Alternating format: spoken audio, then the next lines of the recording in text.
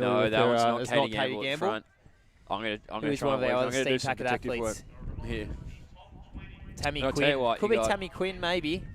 4 leading that pack. She's a Steam Packet athlete. If you are a distance athlete, that's exactly where you want to be, I feel like. There's a big bunch about 20 metres off that front 4. Yeah, absolutely.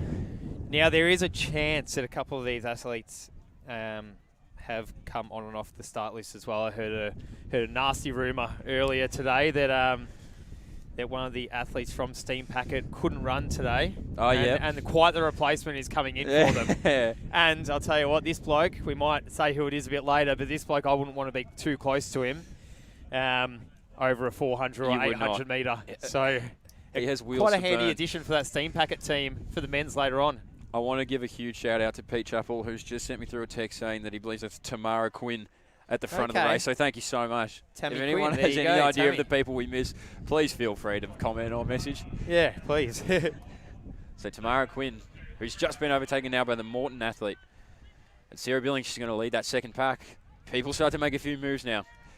You'd be counting, you'd be figuring it out. You go, okay, how many points do I need here? How do I survive? How do I advance? And I actually reckon they're picking up a bit here, Mick, at the front. Yeah, I think they might be. There's competitive juices flowing. Yeah, you want to win points, and yeah, you want to do all that. But I reckon some people would think, you know what? I'm still in a race. Yeah, getting themselves out of trouble. So on the back straight here, the hard back straight, Tamara Quinn, if that is who it is, she's now falling off that front pack. She led it for so long, so she might even get a little bit comfortable now in her own zone and win a few points for the team.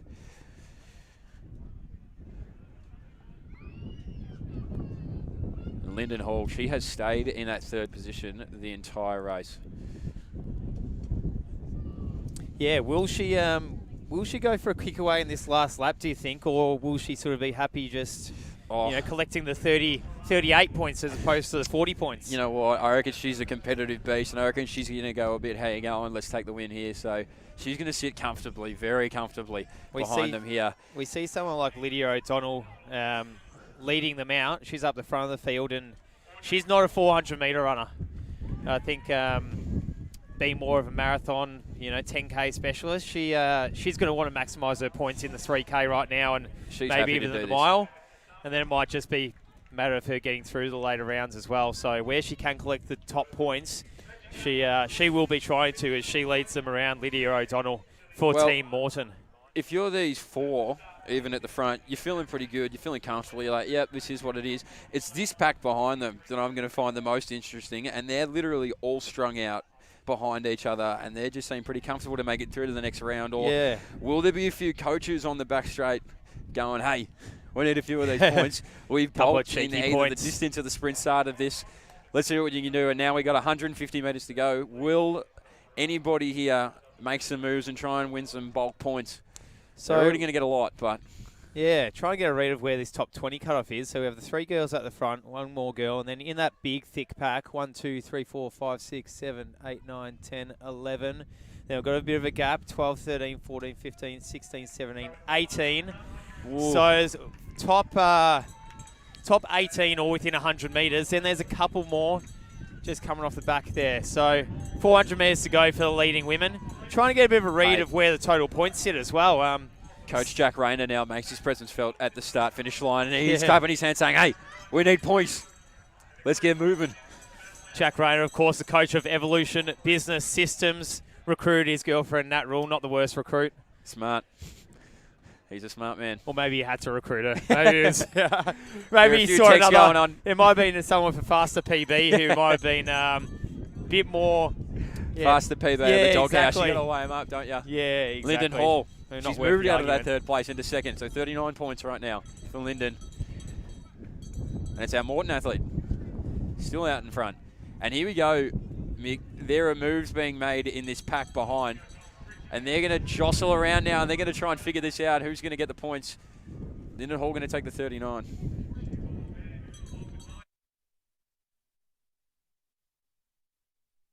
So we're going to come down now, and here we go. So our first one here. Great running, 9:37, just quietly, quite a fast. So 2 athletes through, 3 athletes through here, and That's here come it. the bulk Whitney now. Sharp in Look at third, this. Tammy Quinn.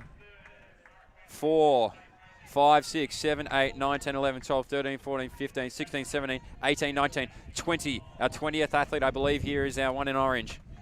And that might be the cutoff. Wilson might be the last one out.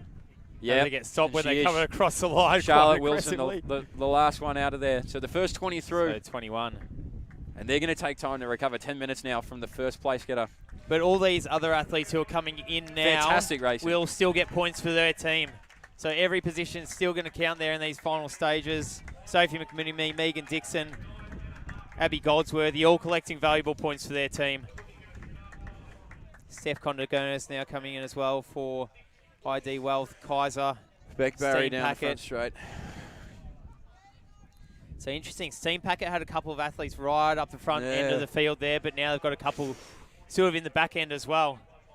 The thing with Steam Packet, I'm really, really loving their men's side of the field as well. I think we'll see a few of their athletes in the top few in the men's 3K. I was going to ask you, who is your tip, Mick? Well, who did you have? I've sort of been crunching the numbers a little bit overall because you've got to look at men's and women's when you're looking at the overall point score. I think Lyndon Hall's looking good as an individual. Yep. But for the overall, there's a spread of PBs for men's and women's. Inside Running Podcast looking very good. Steam Packet looking solid. Oh, that's just. Who else did I like? Even just watching that there, what a cool concept, you know? Uniforms look great as well. Yeah, and you know, a lot of people say, oh, running, it's an individual sport. You're out there on your own, you're doing your own thing. True. But right now, you're in a team, you're fighting for a team. So 10 minutes. 10 minutes until the mile will start for the girls.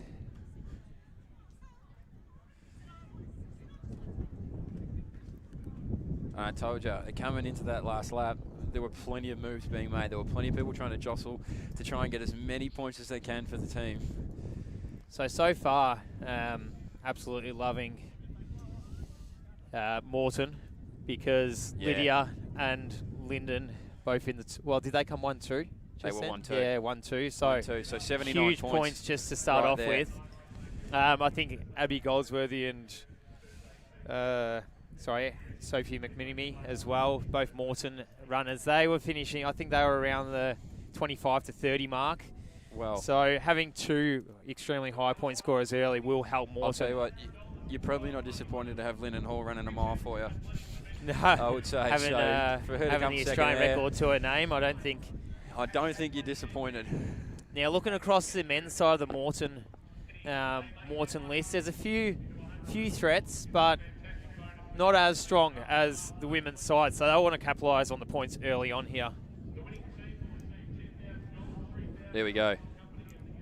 $10,000 total for the winning team, $3,000 to the company, so a lot riding on it. I mean, you'd imagine if you are a company who sponsored a team, you're probably getting in the ear a little bit and going, hey, let's see how much we can do here. Where do we have to put all our eggs, which basket?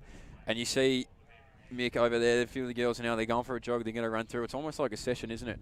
It's like you're doing cut downs in your session here, so you've got to try and recover the best you can. It will be interesting to see how the girls go about their recovery. Certainly the Morton team know all about recovery and, and energy. And what's going around there? Yeah, what's in the drink there? Kaiser training, physiotherapy, rehab and strength conditioning. As I read their tents, they might know a thing or two about rehab and recovery also. So a couple of teams pretty well placed to help these athletes through this next 10 minutes and the next couple of races.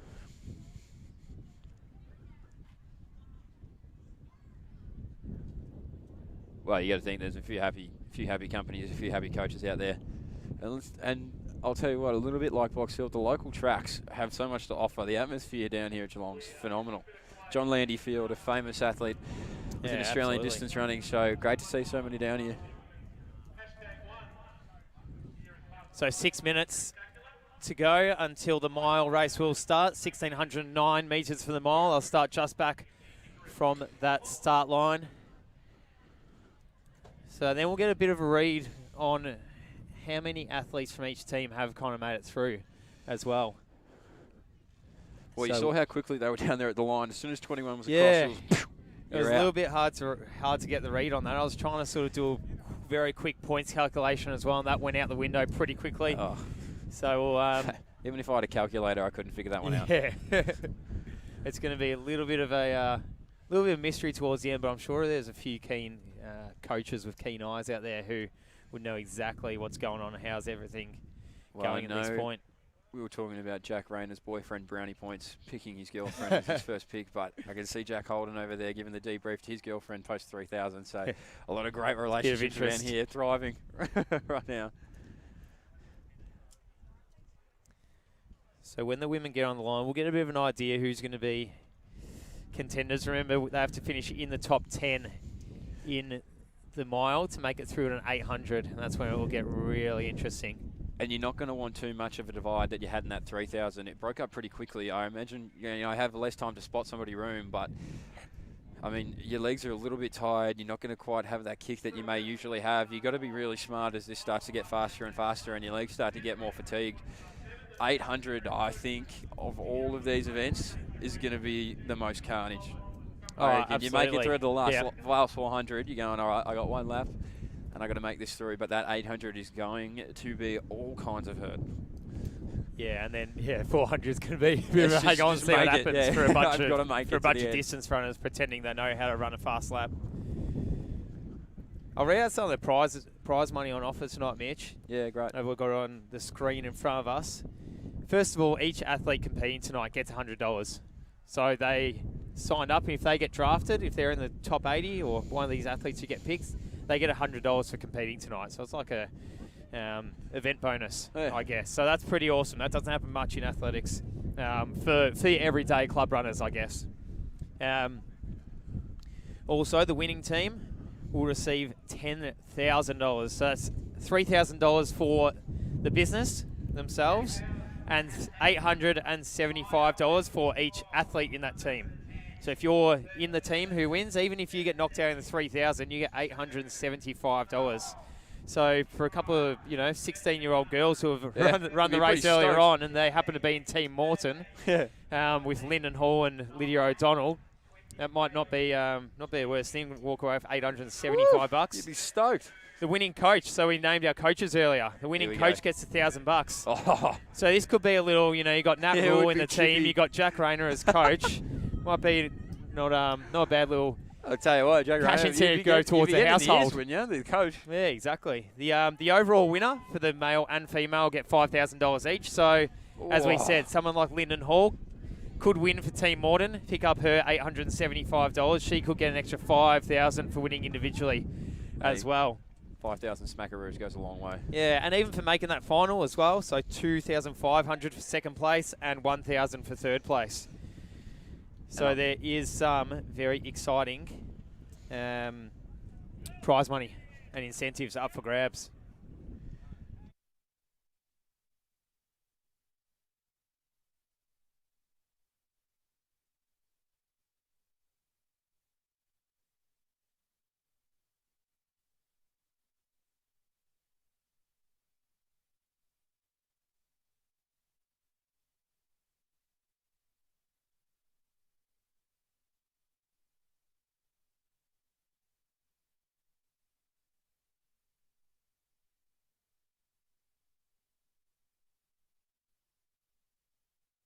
All right, I'm ready.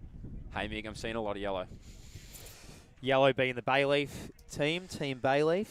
What's your favourite uniform? Oh, I don't know. You know what? I was having a chat to Cody Shanahan earlier, and the light blue one's there. Coco Mo skincare with the palm trees on the side. I'm vibing the Coco Mo skincare. It's very summer. I mean, we had 45 degrees yesterday, but yeah, I like the Coco Mo. Yeah, I'm a big fan. Morton looks clean. Yeah, it does. It's just the black kit with the clean white Morton now, logo. I'd wear that one. Now that we are guys, I'm keen to see what the singlets look like. The crops are looking fantastic, but I'm all about seeing how these singlets fit down. So tell you what, every coach is at the start line. Yeah. I think they may have heard us talk about how much money they get to take home if their team wins. Exactly. Not a bad little gig for being a team coach for the night. Nah. Although team coaches got, they had the responsibility to pick all their athletes in the draft earlier this week. And Mate, the amount of analysation that could have gone into that, looking at athletes' names, PBs, yeah, that could have taken hours and hours and hours. So, Well, Mick, it's officially business time. Lyndon's put the spikes on. oh wow, there you go. Chuck out the There's a few percenters. girls who have transitioned into the spikes. We see the awesome New Balance spikes there being worn by their New Balance athletes in Nat Rule and Sarah Billings. That's it. We see the girls lining up in order of their finishing position as well in the Cool concept. in the 3,000 meters. So we're sort of struggling to see our hip numbers a little bit, but We also we'll try and read out as best we can.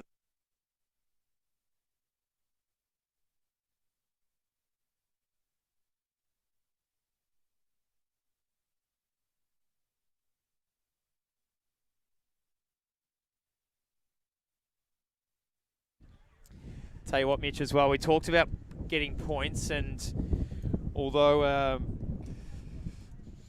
you want as many of the high points as possible, we see 3 Kaiser athletes as well who finished 19th, 18th and 17th, all standing next to each other. So they've all snuck in, and they get another dip at getting some team points. So although they've just made it through and got towards the lower end of points in the 3,000 metres, they get another crack at getting more points again in this mile. You know, the Morton athletes would have got 79, but those Kaiser athletes would have racked up about 50-odd points. So you're really not that far behind. You've got 3 over the line, but, you know, it's interesting how this is all going to work. I'd love to be able to add up what the Bayleaves have scored here out of this first race, because I think they've got 3 or 4 athletes as well. Yeah, and don't forget that it's not just these girls who are staying in a line of collected points. There's other points, so there's might have been a couple of athletes, like Charlotte Wilson, for example, from Deakin. She finished 21st, so that's still valuable points going towards the Deakin team, although currently I can only see 1 Deakin athlete on the start line in this event. So Bayleaf are looking good, though. All with 3 yellow uniforms, 3 Kaiser uniforms, a couple of pro feet, 2 Morton right up the top end. We keep talking about the Morton team. I mean, when you have them standing 1 and 2 from the previous race, it's hard not to have a chat about them. Yeah, Inside Running podcast. They have 1, maybe 2 athletes. I might be missing the second one. Still got a bit of an obscured view here in the commentary booth. And who have we got from Kokomo? Is that just the one? Just the 1 athlete from Kokomo. Maybe Heidi Demio, by the looks of it.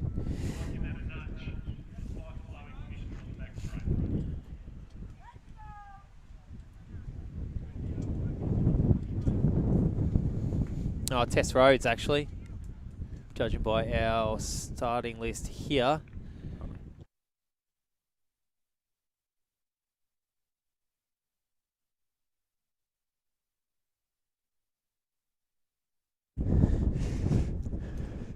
So as you said earlier, Mick, 10 are going to make it through here.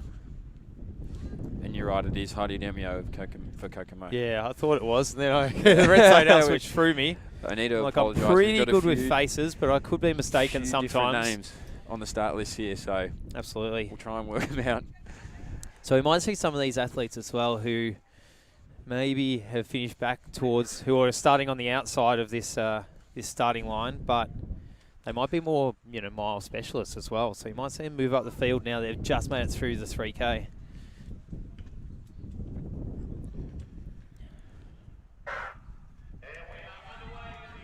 And I think you're spot on. And I was going to name this athlete out the front for Keyser. I've seen her race many an 800. She's a Maccabee athlete in the AV, and she has mad wheels. So here we go. There's no spreading out in this one. As I imagine, I didn't think they were going to spot each other too much room. Inside Running podcast out there at the front. Bayleaf athlete. He's going to go behind him there. The Jack Rayner coached Carly Thackerty as well. She has a quick 1,500 metre PB at 4:14. She is sitting pretty in second position. Not a bad tactician, Lyndon Hall, again in the same spot. She was in the 3K. She's just going to sit just off the front. And that could be Bernadette Williams, the athlete from Deakin. She has a PB of 4:13. don't forget Sophie O'Sullivan there of the Bayleaf. She's going to sit towards the back. She has great speed herself. So we'll see who can come from the back or whether it's all going to come from the crowd. Katie Gamble on the outside there as well. We ran a great 3,000 inside running podcast on the outside. So we're going to try and get the names the best that we can, but we've got a few different hip numbers compared to names on the screen. So we'll see what we can do. But Whitney Sharp for the Inside Running podcast. She is going to be a force as the rounds progress in this event. She's got the endurance, she's got the speed as well. She's actually the Australian mile champion from last year. Of course, the Albie Thomas Mile is being contested up in New South Wales tonight as the Australian Mile Championships. Whitney Sharp was the winner of that event last year, so she would have to be amongst the favourites to collect the top points in this race right now. Well, you'd say so. And what do we got? 15, 16 athletes all within reach of each other. So it's going to be a really interesting final 2 laps. Whitney Sharp, as you said, has to put respect on that name. Mile champion. She's going to sit on the inside there, all on the outside. And they're bunched, and they're nicely bunched. Sarah Billings beautifully placed on the rail. And so the Moreton athletes have only got 2. They've gone for 1, 2 in the 3K, and now they're sitting in 2nd and 3rd here. Yeah, so they're going to, again, try and win these bulk points as we see Nat Rule now move up onto the shoulder. And the lone Kokomo athlete and Heidi Demio, she's on the back of it too. And we see the teams out on the track here on the bend. They know what's up for grabs. Everybody here knows what's up for grabs. It's not just bragging rights. And you have... There's a real spread of athletes as well, Mitch, up that top end of the field. So when I say spread of athletes, I mean spread of teams. Obviously, you got Lydia and Lyndon, who have been well drafted into Moreton, putting a lot of their eggs in the women's basket the Moreton team have. But apart from them, pretty much one team per athlete up that top end in the top 6 or 7. Inside running, ID, accounting solutions, Bayleaf, Deakin, a couple of Steam Packet athletes. Steam Packet, we said, are going to be one of the favourites in the overall team standings, I think, when the points are calculated towards the end. Deakin is up there as well. Oh, look, I'd say so. And in the back of this front pack, there's 14 there, and you can actually see 4 athletes just on the back. So now they're trying to move around. So this front pack, they're looking quite comfortable. 1 lap to go. We have a front pack of 8. That's it. Demio from Kokomo Skincare as well. But yeah, 2 Steam Packet athletes in Katie Gamble and Tammy 8 at Quinn. the front. Those 8 look pretty safe. Look at this second pack behind them there. Only 2 of those women are going to make it through. So 1, 2, 3, 4, 5, 6, 7, 8. As you said, Mitch, there's 3 or 4 athletes trailing for 2 spots. 10th now. So you wonder who's yelling out and telling them where they're positioned. But that 8, again, Lyndon Hall there in 2nd place. The other Moreton athlete there in 5th. So there's more bulk points for Moreton. I know we're talking about them a lot, but it's a great strategy. It's the Inside Running podcast there, I think, out the front. That's Whitney Sharp, who we mentioned earlier, the current Australian mile champion, and she shows us why. The Australian mile record holder isn't going to let her forget that she actually holds the record. Don't worry about championships. She goes, I got the record. I'm actually faster. You can be the champ. As Lyndon Hall charges towards the finish, and is who she we going got? to take the points off Whitney Sharp? I don't know if she will. She might just sitting. 5, 6, 7, 8. Lydia O'Donnell, massive run from Team Moreton.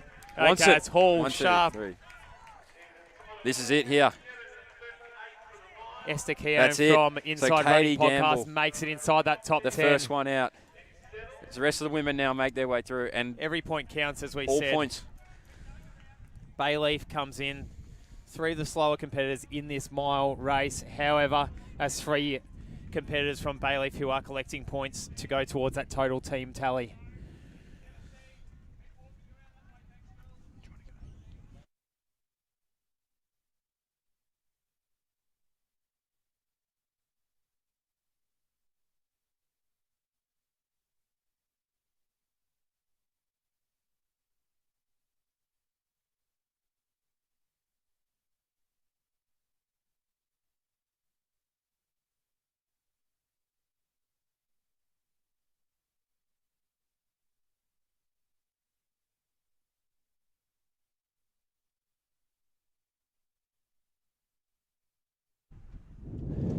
So now we're going to have some time for the women who have made it through to the 800 to catch their breath, get their legs back underneath them, and get a little bit more comfortable. And we're going to try and get a read on who exactly has made it through, what teams are still vying for points. We're going to send our man Mick Massini down there.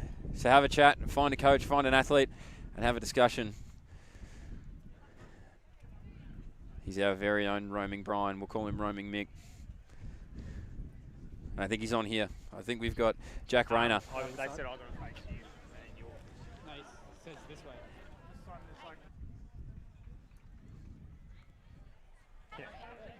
Okay, guys, I'm here with Jack Rayner, the one of the team coaches. How's your team going tonight, Jack? Actually going really well. So we had 3 make it through the 3K. So that was Callie, Thackeray, Nat Rule, and Victoria Skaltsonis. So now 2 of them have just made it to the 800 now. So they'll both finished together, 5th and 6th or something. So they did really well. Okay, that's good team points. You want to get as many of your athletes through those later rounds as possible, I guess. It's more points for that overall team, and the winner's check for the coach as well. Are you aware of that? Yeah, I am aware of it. Yeah, they've got a big task ahead of them in the 800 and then also the 400. Hopefully they'll both make it through the next round. So yeah, we'll see how they go. Yeah, very good. Seems like you drafted very well. How was that process with the draft earlier in the week? To be honest, I sent my list to Tom Thorpe and he picked for me because I was away, but he picked pretty well. He picked the people I wanted, so yeah. Okay, oh well, so well done, Thorpe, to recruiting for the Evolution Business Systems team. So good luck for the rest of the evening and for the men's race coming up as well, Jack. Yeah, thanks, Mick. Hopefully the guys will do just as well as the girls. We've set a good example for them so far, so enjoy. Definitely, cheers.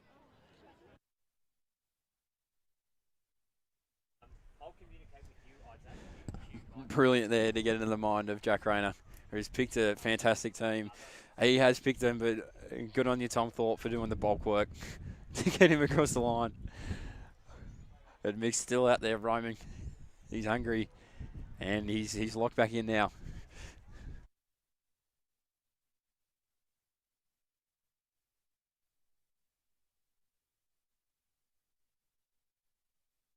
Donald. Hey guys. I'm here with Lydia O'Donnell for Team Morton. How are you finding the night's event tonight, Lydia?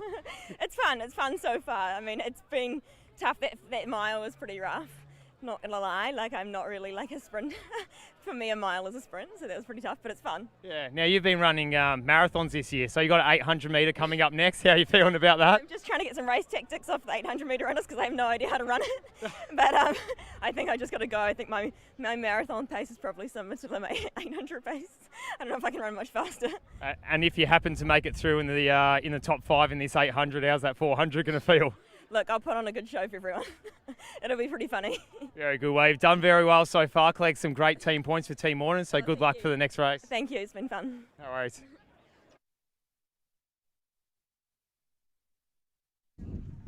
Great work there from Mick. He's getting inside the head of the coaches and the athletes. You see Lydia O'Donnell there, not a notable sprinter by her own account, but I'll tell you what, she's given it a red-hot crack in the 3K and in the mile, so we'll see how many Morton can keep getting through.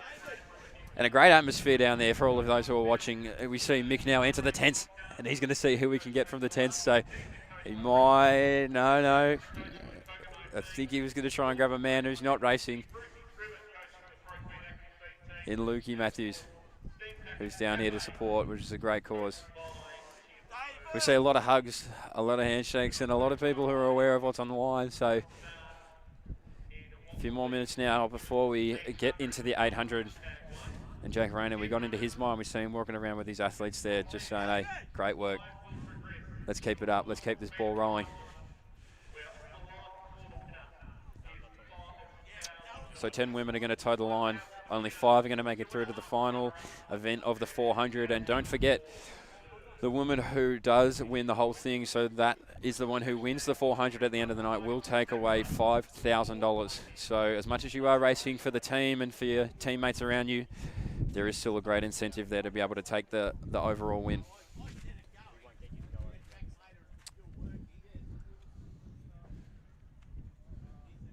So we see them now jogging around, a lot of people trying to get tactics, fraternising with the other teams, trying to get a read on maybe how they're going to go about it, or coaches saying, hey, don't give away the tactics too much. The men watching on intensely. So it'll be really interesting. I'm not a man of maths, as probably my mates will be able to tell you, but to be able to see the points at the end of this and see how many points behind certain teams are heading into the males portion of this Steigen 1, a great initiative.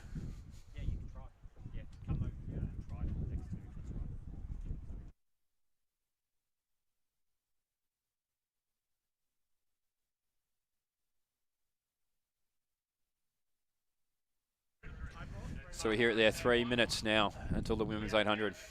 3 minutes to freshen up. As our own roaming Mick makes his way back.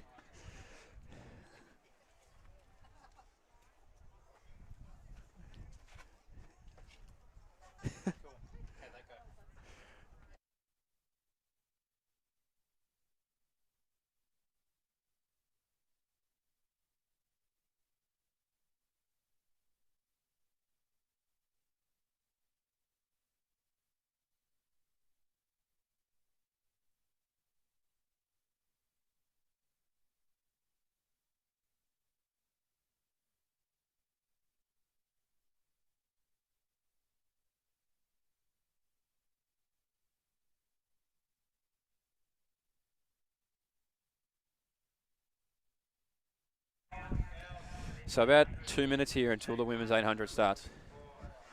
So, got a couple of the Evolution guys, or a couple of the Evolution girls, should I say, have made it through, and a couple of the Morton girls as well, and inside running. So Evolution, inside running, and Morton. It'd be interesting to see how the total points are sitting at the moment, because we forget about the athletes who have been knocked out but have still collected points. But always, obviously, if you're progressing the rounds, that puts your team in a good position. But well, so far, those 3 teams are looking the goods. It's a whole lot of selfless connected role players out here. Everybody plays a part. Every point counts. Every position counts, and that's what's fantastic. So they're going to get their briefings here. I am nervous for Lydia, who I just interviewed. I think she's nervous for herself as well. Hey, openly admitted it. Exactly. She's not quite the 800-metre specialist, but nervous but excited as well. All right, she's a tough athlete. I reckon she actually will go all right. New challenge. Yeah, another new challenge. I mean, she ran so intelligently in that 3,000, and then to get through the mile there, which she was saying in herself, you know, that's my sprint, that's my fast race. So to now go into the 800, the 400 even potentially. You got to play to your strengths, and she's tried to collect most points. Well, you know, it'd be where interesting she could, because I reckon, and I could be wrong here, but I would say Sarah Billings may have the fastest 400 PB out of the field here. So if she can make it through to the last round, she was formerly a 400, 800-metre runner. So training at the Ellinghouse stables as a 54 seconds she's put down in her entry here.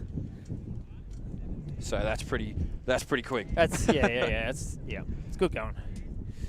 Linden Hall 58 seconds as an estimate, I would think.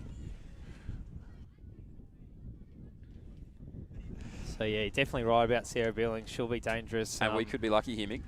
Oh, we've got a start list. We could have a start list. We have a start list. Now we can stop pretending that we know. Now we'll actually know. I'm not too encouraged that it has Linden at number 7, but she started against number 1. So let's read out the names, not necessarily in order. So you've got Victoria Skalstonis of Evolution Business, Anna Cassipus of David Illingworth, Isabel Girardi of Evolution Business. I'll try and read through the rest here, but I'm not entirely confident that this is completely correct. So again, let's tear that start list up. Sorry, sorry for that, Steigen. Sorry for that. Event organisers, but we will choose to ignore that start list we've been given because it's not correct. It's scrunched up now. It's gone. We'll go off our eyes. I think we know most of these girls. Hey, the Kokomo we'll see how we go. Favourite singlet, the Kokomo has made it through. Yeah, the Kokomo one is looking good. That pale blue colour with the palm trees. Summer vibes here at Geelong on the surf coast of Victoria. The home of PBs of the western, western parts of Melbourne. Inside home of PBs podcast. of the east, Box Hill, of course, and home of PBs of the west being Geelong here at the Steigen Spectacular. Inside running the home podcast of Lactic too. As well. I'll tell you what, we're about to see it right now. If we haven't seen it yet, we're seeing it now. So as far as teams go, we've got the 2 Mawson girls in Two inside Lyndon running. and Lydia. Inside running in Whitney Sharp and Esther Keown. Evolution Business Systems, we've got Nat Rule and Carly Thackerty. We have Sarah Billings of ID Accounting. We have Heidi Demio of Kokomo. Deacon will be Bernadette Williams, I believe. Yeah, I think you're right there. Here we go, we're in the starter's hands. Landon of Kaiser. Oh, unsteady. Even I'm unsteady. Getting nervous. 800. And it's all the, it's a lane start. It's a little F style. Bang! And it's going to be fast. I just Yeah, feel they're going to work it out. It's going to be a shootout. It's going to be worked out really quick. Oh. Lydia O'Donnell, who was getting the tactics before the races, you spoke to her, Mick. She's going to try to sit at the back and see who dies in front of her, maybe. That's it. Whitney Sharp has got a strong start for the Inside Running podcast team, and Bernadette Williams on her heels. It gets interesting here. Only 5 of these 10 athletes will make it through, so you've got to be quick. And it's moving. It is definitely moving. There is hardly even space to stretch out your arm. Or swing a cat. Not that there are cats on this track. That'd be a very strange occurrence here at Steigen. This is a clean track. Few PBs to mention. Lyndon Hall, 202. Whitney Sharp, 206. Esther Keown, 206. Shani Landon, 205. It is going to be quick. These are a bunch of very fast 800-metre runners who have made it through to this tell you what, last round. Lydia O'Donnell, look where she is. She's on the outside there. She stayed out of trouble. There's a little bit of push and shove. Nat Rule there, just at the back of that pack. Sarah Billings finds herself on the inside, and here comes Lyndon Hall on the outside. How many lead changes has this been? This isn't Master your typical tactician. 800. Yeah, this is Everyone wants to unbelievable. be sitting in that top 5. Everyone's as they're around fighting the bend. and scrapping. So And the Esther, Kokomo. That's the Kokomo. The Kokomo.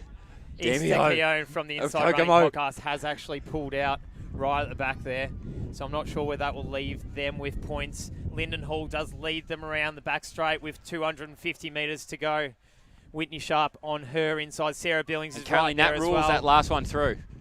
Right now with the 200 to go. Stay as they are. Charlie Thackerty will be at the tail end of that. Lydia O'Donnell just looks like she's running out of legs. A very strong runner, but she might not be as quick as this race will require. Watch out for Shani Landon. Absolutely. She's got a She's PB got of 205, wheels. and she is coming up the shoulder Lyndon Hall, of she's on. Nat Rule. Shani Landon. Nat Rule, they're going to fight it out now.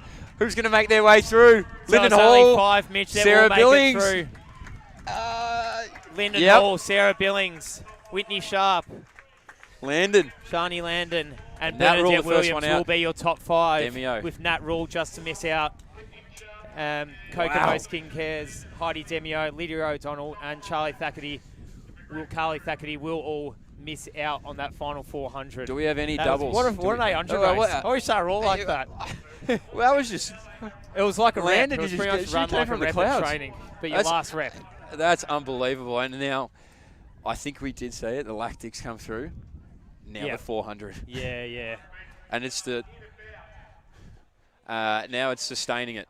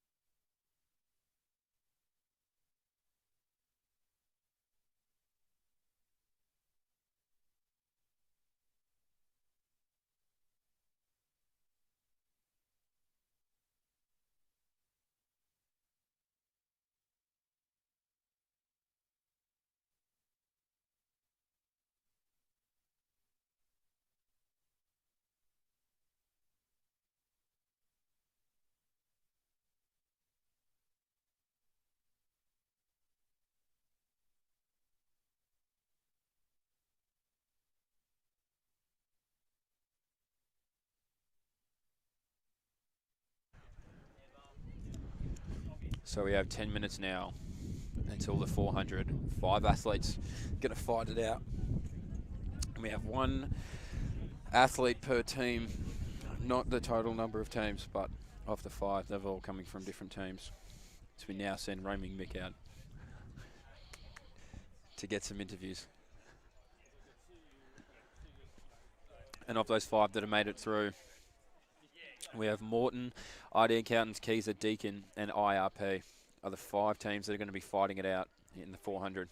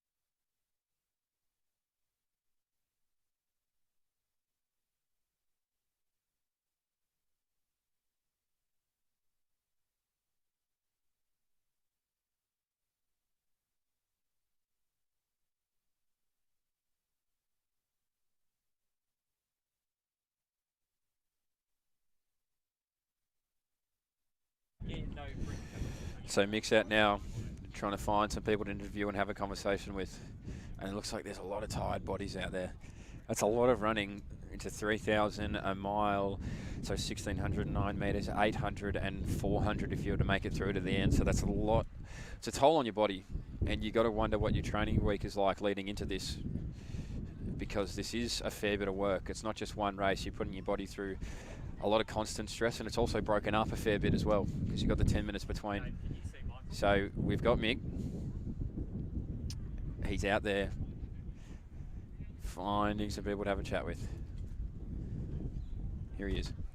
With the coaches of the Inside Running podcast team, the boys from the Inside Running podcast. We have Brady, Brad and Julian. How are we, boys? Good, thanks, mate. Yourself? Yeah, pretty good. Nice night here at Geelong. You boys been Steigen a few times, Julian? Yeah, mate, since it was the Geelong 10,000 metre champs. Sure. The unofficial Victoria, we're saying the Zatopek B champs almost, but maybe a bit more exciting, although this year's Zatopek was pretty good. No, Louis and the Steigen crew, they're putting on something we've never seen before. Brilliant for athletics. Everyone's so excited to see it go down, and big credit to those guys. Absolutely, yeah. I was so excited. This is the most excited I've been to call an event all year. Exciting concept. And Brad, you were involved in the draft earlier this week. How'd that all go down? Yeah, it was good fun. I was so pumped on Sunday night once it finished that I decided to drive 9 hours. Like, 'cause I originally wasn't coming to this, but I've been so pumped. I don't even drive 9 hours when I race myself. So hats off to Steigen for putting on such a great event, and hopefully Inside Running get up tonight. Absolutely. So you got Whitney running the 400 metres now, and Esther putting a hard effort just then. Just pulled out though. So yeah, we'll see how Whitney goes in this one. Yeah, so we're really happy. Like, we thought if we could get Esther through to the second round, that would be sort of par. But then the fact that she got through to the 800 was a bonus for us. So hopefully Whitney can bring home the chockies in the 4. Absolutely. And the boys team, who have we got in the boys, Julian? We have Louis McCaffey, who is our number 1 pick, and he is a real team player. He's ready to go get him. He's going to put him to the sword early. Yeah. And then we've got Jordan coming in second. Jordan, he's a bit of an underdog actually, a bit of a dark horse. He's back from the States, so it's gone under the radar a little. Yeah. Nathan Pearce, who put in a performance in Melbourne last week that kind of, again, slid him under the radar. We know he's fitter than that. And then our last fella. Hometown hero. Peter Kerr, forgot about Big Pete, who'll love that. Big Pete, he's the most competitive man you'll ever meet. So if he sees spots ahead, he'll get him that last lap. Yeah, and nickname for the team, the Inside Running podcast Frothers. Nathan Pearce, I know as well and truly a frother of yours, so fits into your team well. So good luck for the rest of the evening, and good luck yeah, for the work that you're doing with the podcast in the future as well, boys. Great. No, thank you. Appreciate it. Thank you. No worries. Good luck. Awesome stuff there, Mick.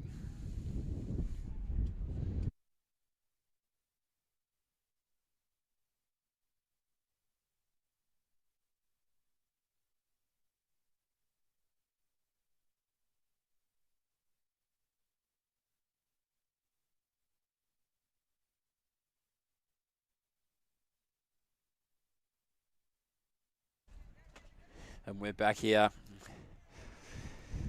as we have 4 of our 5 400-metre athletes on the line. Landon now the last one to approach. Just Great insight there. dragging it up a bit. Shani taking her time and getting to the finish line, or Get start us- line, should I say. Get as much recovery as you can. And listen to the crowd. Everyone's going to get around them here. You got a tip, Mick, out of the 5 on the line. I'm going to go with Sarah Billings. I think I've seen her train since the juniors and she has phenomenal speed. Not to say that anybody else out there doesn't, but I've seen it in action and it is quite ferocious. Ooh. Yeah, Sarah Billings would be the favourite in this, as This is unbelievable dedication right now. As Landon we're is right just in front seeing of off us. screen. This is Don't know phenomenal. if we should be I don't mentioning think it, but we will for the on the theatre of it. screen. Maybe we'll discuss that after the race, but that was quite phenomenal. We just saw the effects of lactic acid from Shani Landon right in front of our I'll tell commentary you what, booth here. If she wins, that is remarkable. I Here we think go. this is what people might have sort of wanted when they laid out the concept of this event. What do we want to see? Wow, we want to see people throw up, I reckon. Want to see a lot It's of gonna be pain. that hard. Here we go. Bit unsteady, bit nervous. What Tell was you it for what. the women's I winner? would throw $5,000. up for a shot at 5,000. 5,000 for the winner. Bang! And we're off it. Sarah Billings is going to lead them out. And I tell you what, Landon, she's going to sit right in there. Loving the bunch start as well. I love it's a it. bit like pro Yeah, running. no lanes. It's a little ass. We're going to see the two. I'm going to say that they have the fastest 400-metre PBs in the field. For $5,000 as well, and team pride and personal pride. You're going to Look give at- it absolutely everything you have in this last 400 metres. Ladies and gentlemen, if you're not here this front, you cannot even get a spot on the front straight right now. As we see Sarah Billings take over, 150 metres to go. Lyndon Hall's going to be taking up the chasing. She's right on her tail here, but it's Sarah Billings who's going to lead into the 100 as we have Mick standing up on the table here to have a look. Sarah Billings on the inside. She's still got it. Lyndon Hall coming up on the outside now. She's on the shoulder. Sarah Billings has led it. But Lyndon Hall, Is she going to have back. the endurance over Billings? Billings is holding on. Lyndon, she's smiling, or is that a grimace as Billings claims the major prize, wins a $5,000 for ID accounting. Lyndon did all she could to finish in second place. Just lost by 1 metre, so close, but just the pedigree of Billings being a 400, 800 metre specialist. She absolutely showed that tonight. That was very, very exciting. And all I hope this event would be, it has been. That is, I can't believe that's what it's all come down to. Yeah. The last 50 metres. That's like an end to a movie, mate. You couldn't write a better script than that. Sarah Billings, well, she shows that her distance work has been paying off, and her junior days as a 400-metre runner also clearly benefiting her there. She goes away $5,000 riches herself, but also helps her team immensely in the overall points. That's a brutal last 400. Oh. It's kind of awesome that they didn't say, the guys at Steigen say, let's finish it with an 800. They said, let's finish with a 400. Yeah. Love to see a 2. Makes it even better. And now a 2. Now 200 for Lyndon and Sarah to really decide it. My goodness.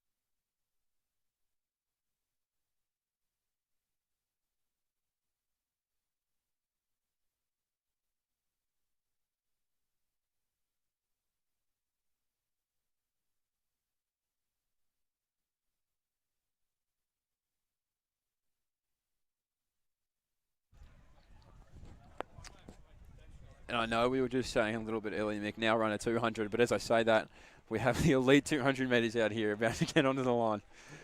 Absolutely. The women straight 200 metres. They haven't had to do anything before this, which is No. a bit weird. We're in easier. the vibe like, but what did they just do? Yeah. So, Well, so they do just you run. mean it's a 600 into a 200 Yeah, or so what, they just do 200? A 1K, where did that one fall in? But no, this is going to be a very, very quick Oh, 200 metres by great looking field at the here. names. Wow. Whew. Look at these PBs. Fastest one here is Nana Owusu of 23.28. Close to that, Maddie Coates 23.50 and Mia Gross 23.43. So, and I think they're going to get the benefit.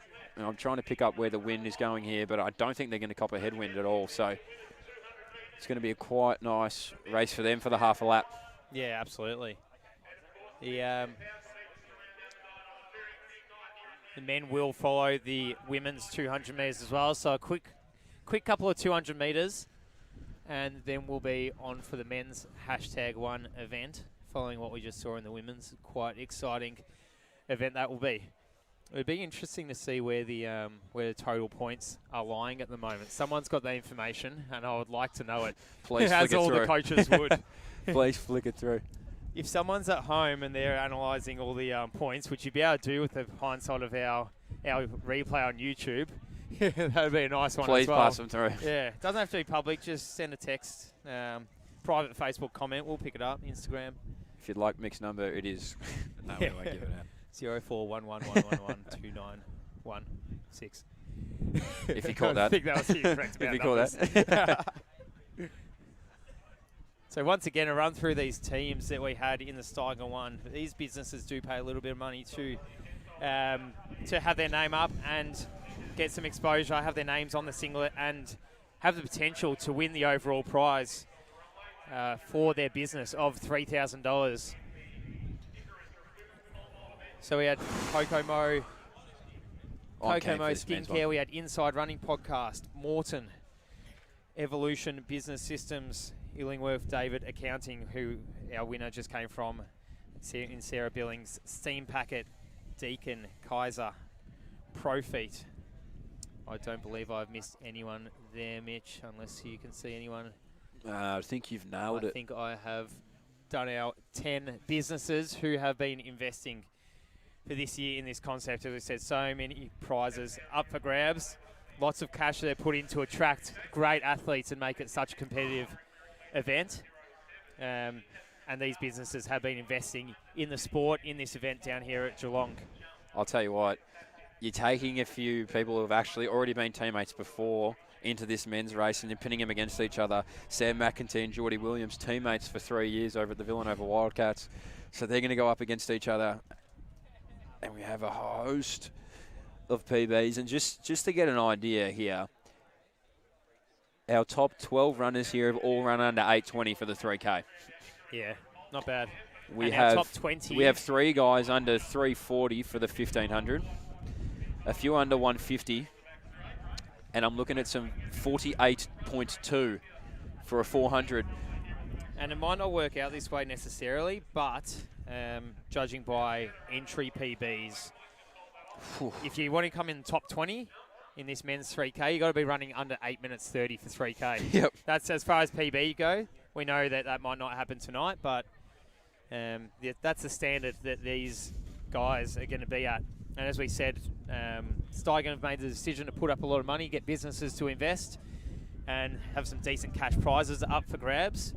And the athletes have come and supported this concept. Plus, as we've heard from all of them tonight, or a lot of them tonight, it's such a fun, interesting concept. The last weekend before Christmas as well, this is an event that's been building year on year for the athletes, and it's been well supported over the years. But that extra cash they put in, supporting the athletes as well, has truly attracted such a competitive crowd across all events. We just noticed, we just read out a few of the starters in our 200 metres, and we've got Australian representatives there in our 200 metres in a lot of our events tonight. Yeah, well, World Juniors, World Champ, Commonwealth Games, just about every major senior team that you can make as an Australian athlete, we've got them here in this 200. So it's not just distance that you focus on. We may tend to because we're both distance runners, Mick, but the depth of the sprints, the depth of the field events, the depth of everything here at the Steigen meet is sensational. And coming down in that 400, I know I said it, but even right now, you're about 5-6 people deep off the fence in this home straight, which is so awesome to see. Local track again just before Christmas. Yeah, absolutely. There's barely a spot on the grandstand area on the front straight, even around the pole vault down near the Barwon River on the back straight. It is pretty busy. We see a couple of the club tents in Chilwell and Geelong Guild. They're almost treating it like an end of season club meet as well. And obviously all the business tents that are lining the start line area who are competing in this Steigen #1. So 200 metres, still a few minutes away. Yeah, like officials are talking to each other. I can see a couple of white flags going up. I'm looking over to my right here, Mick, just past the start-finish line, and I can see everybody else warming up for the next part of the Steigen one. They were all out supporting their teammates, all the men who are also now about to compete as a part of the process. I'm hoping that the women come out and do the same after spectacular running from all of them. Now, I'm seeing Geordie Williams just place his hip number on over near that area that we just mentioned. I hope it's the right being one. Partner of Sarah Billings. It's he collects $5,000 as well. Could be a nice little holiday that they could have themselves. Could that Don't put him in the doghouse already. Yeah, that could absolutely happen. Geordie would be one of the favourites going into this Steigen #1. I would say he's got a very, very good chance of making that 400 metres at the end, but you know, we'll see what the pedigree of our 400 metre guys is. Well, you know, of those who actually make it. Because if we add up all the distances, which I haven't done yet, well, we got 3,000 plus 1.6 kilometres, that's 4.6, plus an 800, that's 5.4. So 5.8 kilometres of running within an hour on repeat, and it's all race pace type stuff. So you've got to be a bit of an endurance man. You can't just come along and be a good 400 runner and then win the $5,000. You can't at all. I mean, I'm looking at the sheet here. Our top two athletes by times here in the 3,000, Sam McIntyre and Geordie Williams, just to go through their PBs, see the calibre. Sam McIntyre's max PB for the 3,000 is 7:41. He's 1,500, 3:36. He's 800, 1:51. He's 400, 51. An Olympian in his own right. And Geordie Williams has a 7:55, 3:36, 1:46, and a 48.8. Yeah, 48 is something that the others should be worried about. Will Austin Cray, as we look down the list a little bit, he is an 8:18 3K guy, 3:46, 1,500 metre man. 150, 800, and here we go, a 48.2 400 metre runner. So if Will Austin Cray makes it through the 400, he could be a real force. It's going to be hard to beat. Yeah. But you even got, you know, the Mitch Thompsons here who are an 8:24 who are inside that top 20 on time in the 3,000.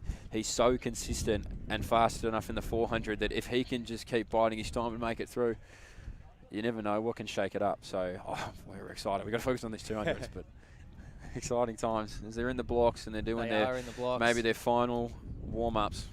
So to go over the start list of these women's 200, we have Nia Brown in lane 2, Madison Coates in lane 3, Nana Owusu in lane 4, Meg Ross in lane 5, and Chantal Williams in lane 6 as they round that first bend. Nana Owusu is getting the best start in lane 4 as she will go into the front straight in first position. On her inside, Maddie Coates charging towards that finish line. Meg Ross on their outside, the Geelong local making a good effort as well. Maddie Coates just comes over the top of Owusu in the last 10 metres. Coates, Owusu, Ross, Brown and Williams to round out the field of 5 in the women's 200 metres in a time of 23.93 seconds. Maddie Coates ahead of Nana Owusu in the women's 200 metres here at the Steigen Spectacular.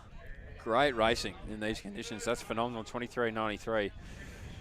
Just off a PB, but a really good way to be able to start your season or start to get into the season. I honestly thought that was doing their final warm-up, so that's my bad. My mistake there, everybody.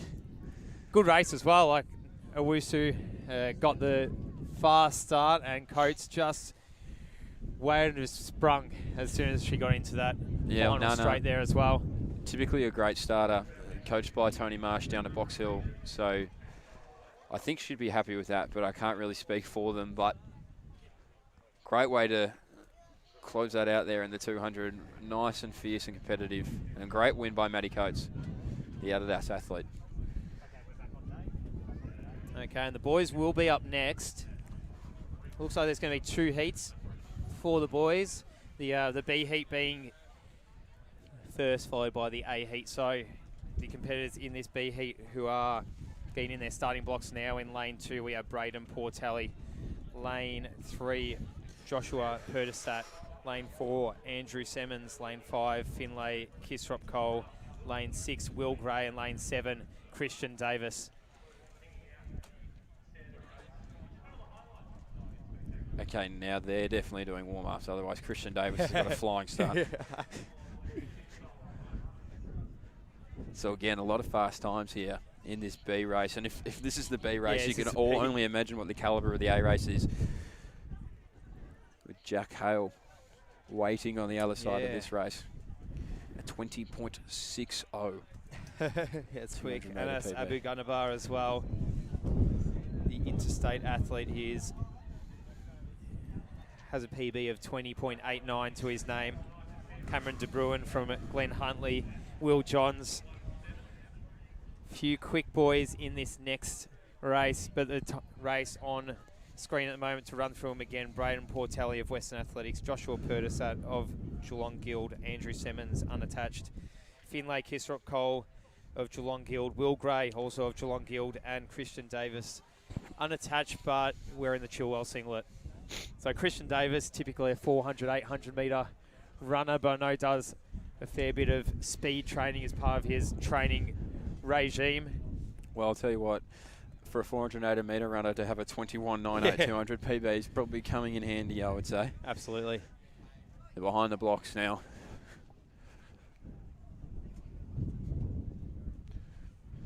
And I really can't quite express just how windy it is down there as the boys now round around to the blocks. They're about to be in the starters' hands. Patelli, Predziat, Simmons, Chris Rupp, Cole, Gray and Davis in this B, 200 metres.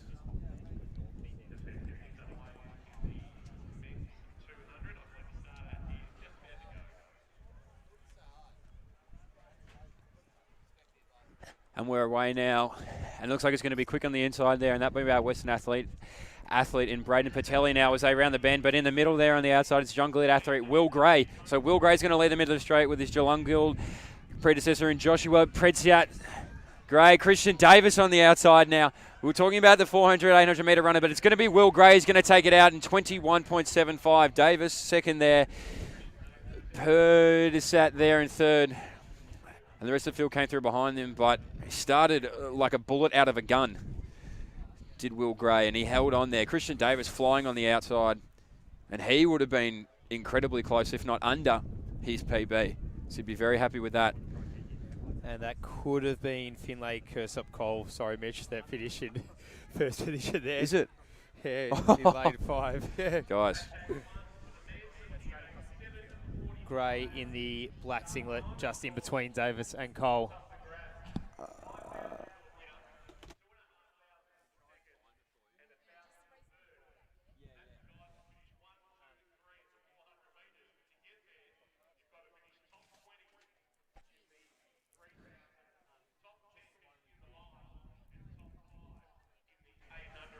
So apologies there for the wrong name.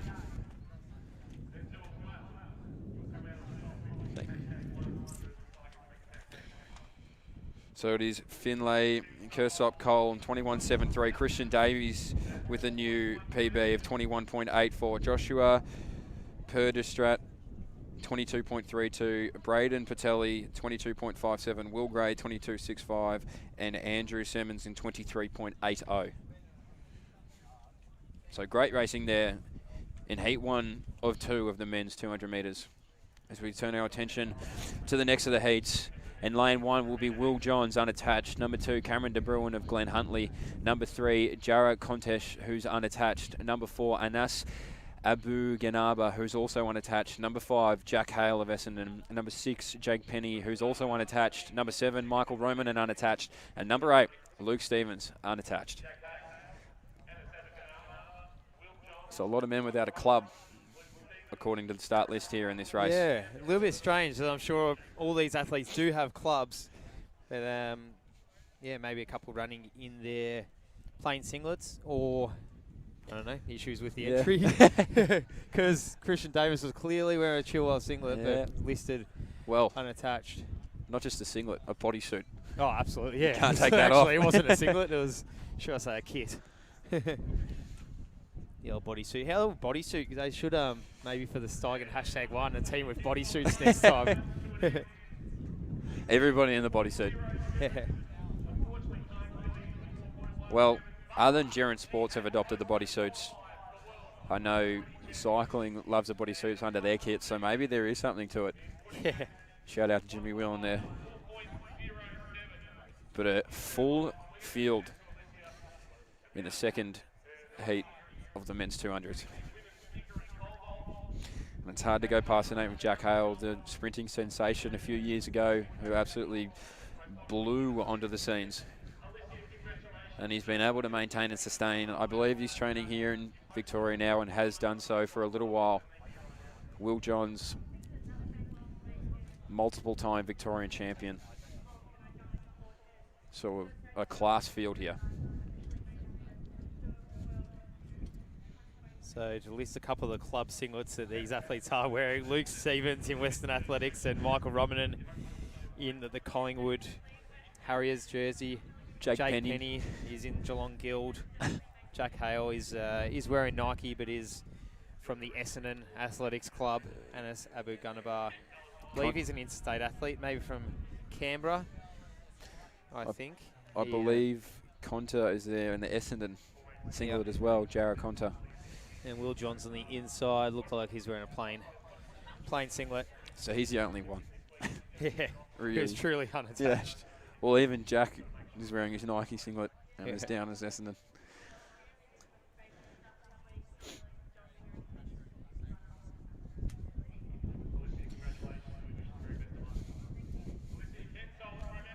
So I reckon this wind is a little bit swirling now, Mick. Yeah, can't get a read on which way it's going. In the starter's hands.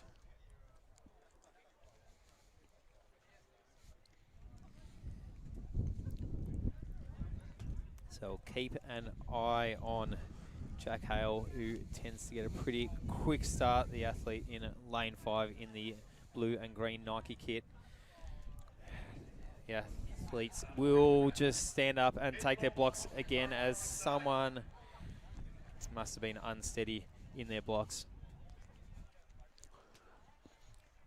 Maybe getting a warning across the field from our man with the festive cheer there in the Santa hat. Great to see.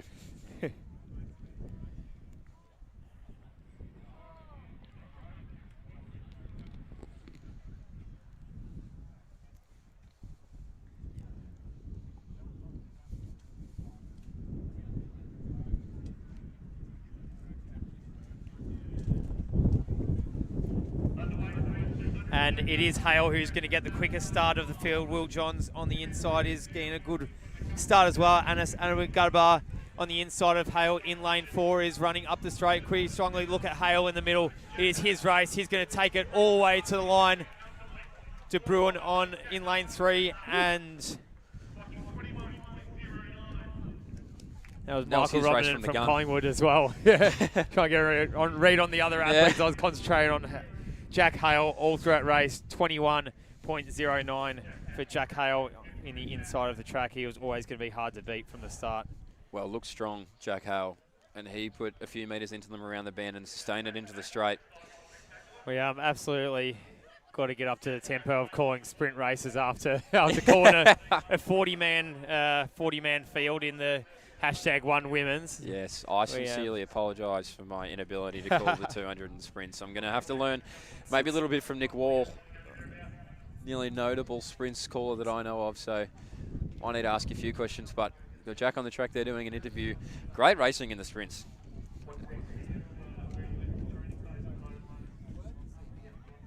And it is getting quite chilly down here at Geelong to give everyone from home a read on the temperature. It might look sunny, but it's definitely nowhere near the It ain't. temperatures of the 45 odd degrees that we had yesterday. It's probably a third of that right now, which is, yeah, well, it's quite strange if you're from anywhere else in the world, but it's pretty regular if you're from Melbourne.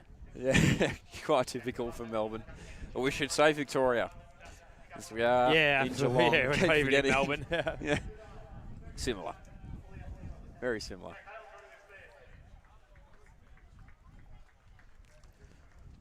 So the men are making their way around the back end of the track towards the 3,000 metre mark for the start of the #1 men's race. The points have been calculated so far for the women's and will be combined with whatever the men produce here. So we saw some pretty dominant performances from Evolution Business Systems. We saw Inside Running podcast, as well as Brad Croker, the coach of one of the coaches of Inside Running, said that if Esther could get through to the second round, that'd be good for them. She got through the third round, so they were pretty happy with their performances. And Morton, obviously, Lydia O'Donnell and Lyndon Hall collecting massive amounts of points for their teams. So Yeah. we'll see if their male counterparts will sort of come through and add to those point tallies. For those who are wondering what the boys out there just ran for their 200, we had Jack Hale through the line first in 21.07, Cameron de Bruin 21.46, Michael Roman in 21.48, Jake Penny 21.56, and Nas Abu Ghanaba in 21.59, Jarrah Conter in 21.80, Will Johns 21.88, and Luke Stevens in 22.07. So flying times out there that the boys should be very proud of as we take a look now at the start of the 3,000 and we do it all over again. I know we've just watched it a little earlier with the women who put on an absolute clinic, but it's time to see if the men can step up to the standard that the women have set from the start. And maybe did they learn a little bit from what the women did? Did they learn what they should or shouldn't do? The 3,000 in itself was interesting because we saw a lot of moves start to be made maybe in the last 600, but the 2,400 before that, everyone was pretty content to stay where they were. So the 20-man cutoff. So to read out the athletes in this 40-man field in the 3,000 metres, first event of the #1 for the men. Lane 1, we have Kieran Sexton of Bayleaf, then Harry Sharp of Profeet, Josh Collins of Kaiser, Samuel Blake of Deakin, Josh Harris of Bayleaf, Will Lewis of Deakin, Nathan Pearce of Inside Running Podcast, Jordan Williams of Steam Packet, Liam Werrett of Evolution Business Systems, Jake Stevens is his teammate, Timothy Gibney of Kokomo Skincare, the athletes in the pale blue palm tree singlets, Jesse Dunsmore of Morton, Mitchell Thompson of Profeet, Juan Chow Louis of Morton, Jordan Tyler of Kokomo, Nicholas Whiteman of Kokomo, Sam Toll of Bayleaf, Luca DeConza of Steam Packet, Isaac Hockey of Kaiser, Nathan Stote of Kaiser, Ben Ludbrook of Deakin, Alex Gruen of Profeet. Evolution Business Systems has Matthew Tonge, Cody Shanahan of Kokomo, Jack Lunn of Illingworth, David Accounting, Grant Muir is his teammate, Sam McEntee of Bayleaf, Lewis McAfee of Inside Running, their unofficial team captain and #1 draft pick of the Inside Running podcast, Froffers, Jared Clifford of Steam Packet, Will Austin Cray, the man with the fastest 400 metre PB in the field. He'll be dangerous later on and comes from the winning team of the women's, Illingworth David.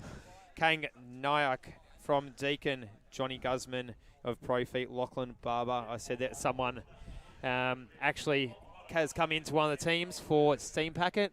So Ed Marks, non-starter today, and to be replaced by Lachlan Barber. So I don't know what his 400 metre PB is because we haven't got it listed here, but it's He'd be quick. fast. It's quick. He's a 400, 800 metre guy who has run some great 10Ks recently, so he will be one to be dangerous, and a cheeky pickup from Steam Packet there. Oh, great pickup.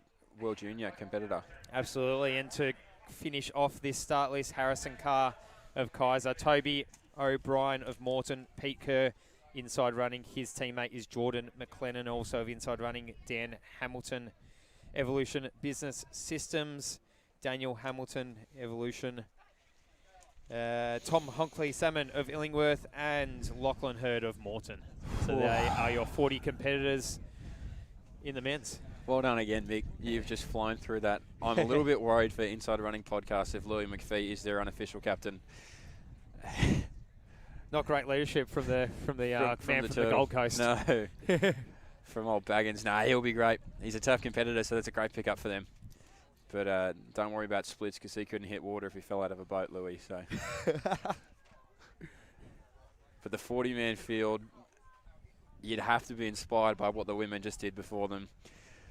And before I'm still looking at the residue of what happened in that women's 400. But Landon, I don't know if you guys saw this on the screen, but just as she'd got to the line and they were about to call him up, she had to get rid of a little bit pre-race weight, I think, and had a good chuck. So that's what lactic can do to you. But she went out like a bullet from the gun. And maybe it just hit her towards the last 200. But that is what you put your body on the line for, and that's fantastic to see. And we're about to get off. So as we mentioned, top 20 athletes in this field have PBs under 8 minutes 30. Don't know if it will be, I don't know if it'll be that quick, but they're off to a flyer. Never seen 40 guys on a track run so quickly over the first 100 metres. It's like the start of one of those track marathons. They start the first lap, but they're going faster. Yeah, good luck finding a spot. I'm seeing a lot of heads turn and a lot of them looking back going, where do I go? Yep. So, Nafe Nation. Nathan Pearce says, I want it. Inside Running Podcast takes the first 200 metres and said, catch me if you can. Gets a push. Nathan Pearce, he wants his spot to be known. He said, I want bulk points. This smells of tactics from the Inside Running boys who have probably analysed this down to the T and know exactly what they're doing. So we need someone to sacrifice themselves for the team, take the pace out quickly. It's not going to be our captain, Louis. It's going to be Nate, the biggest frother of the Inside Running Podcast frothers. I'll tell you what, the man who probably would have put his hand up to be the captain was Nafe Pearce, so he's going to do the front running. And Sam McEntee now. Sorry, I take it back. Smack. The man I don't know if he Bailey realises he's got a mile and 800 and a 400 to follow, but he's put 10 metres within a 20-metre span. Well, as we said earlier, Mitch, there's some valuable points. If you win that 3,000 metres straight up and just do okay in the mile, you still get awesome points. But I feel like Smack can win the 3K and do very well in the mile and the 800 for that matter. And have a look in here. Who's going to be around coming to second place? It's the ring-in for Morton, Lockie Barber. How's that? What a pickup. That is an absolute steal. And I'm still calling it a cheeky pickup to get Lockie Barber in that Morton singlet. Conspiracy. Absolutely. He wasn't in the draft. Planned all along, conspiracy. Nathan Pearce still doing a lot of the running up the top end of the field. Louis McAfee is right there as well. Captain's move from Louis McAfee. He's going to help his fellow teammate up there. And just having a scan back in the field, we got Jared Clifford, who would be outside that top 20 right now. Will Lewis, who would be outside of the top 20 right now. A lot of quality athletes who are just happy to be content and sit back a little bit, but one of those athletes is not Sam McEntee. He's looking smooth, he's looking comfortable, and I guess if you're feeling yourself and you want to find your legs, not a bad way to do it. Because where are the other Bayleaf athletes? I know we saw 3 make it through to the mile in the women's, but currently we're seeing all the Bayleaf teammates sitting probably in the back third of the field. So Smack is putting it down for the team and putting the points on the line in this 3,000 metres. Smack Daddy. He's going to lead it. Inside Running and Morton are looking the goods so far, as is Illingworth David Accounting in the green and black singlets. Have a gaze in the back of the field there. Johnny Guzman, who's going to sit right at the end of the train. Maybe he can work his way around, but we're going to try and figure out where the 20 divide is. It could be where Yuan Chel Louis is. But Sam McEntee, 25 metres on Nafe Nation. Hashtag who's going to lead out Nation. Lockie Barber. Who's going to lead out spiritual leader Louis McAfee. And his Gold Coast teammate in Max, is that Max Dado? Or I could Jordan be wrong. McLennan. Thank you, Jordan McLennan. Shout out Max Inside Dado Running though. Podcast as well. So they'd be pretty happy with what's going on up there. They've got 3 blokes in the top 5. It's bold strategy.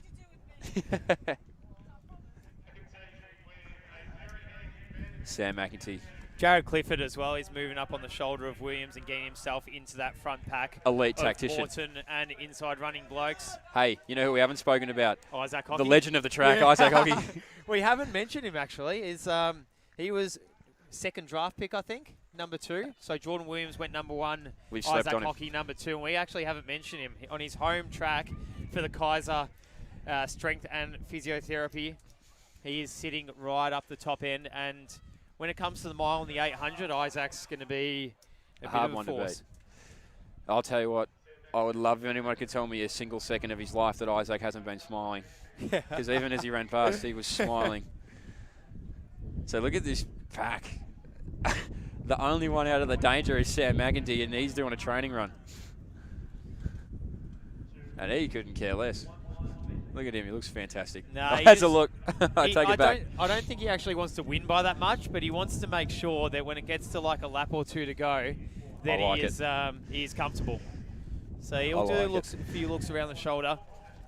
Jared Clifford has made his way right to the front there. Nath Nation still on the inside. Louis McAfee as well on the inside. Geordie Williams moved his way up as we start to see a few more work their way through. Mitch Thompson in the middle there, start to work his way. Yuan Chell Louis. Will Lewis still towards the back, who's got a great kick. And Guzman now moving too. Cody Shanahan as well. He is looking great. Not just because he's running well, but he's a good-looking man in that stylish Coco Mo singlet. Cody Lucky Shanahan, boy. keep an eye on the tall blondie in the pale blue singlet with the palm trees on it, mate. Sparky strength.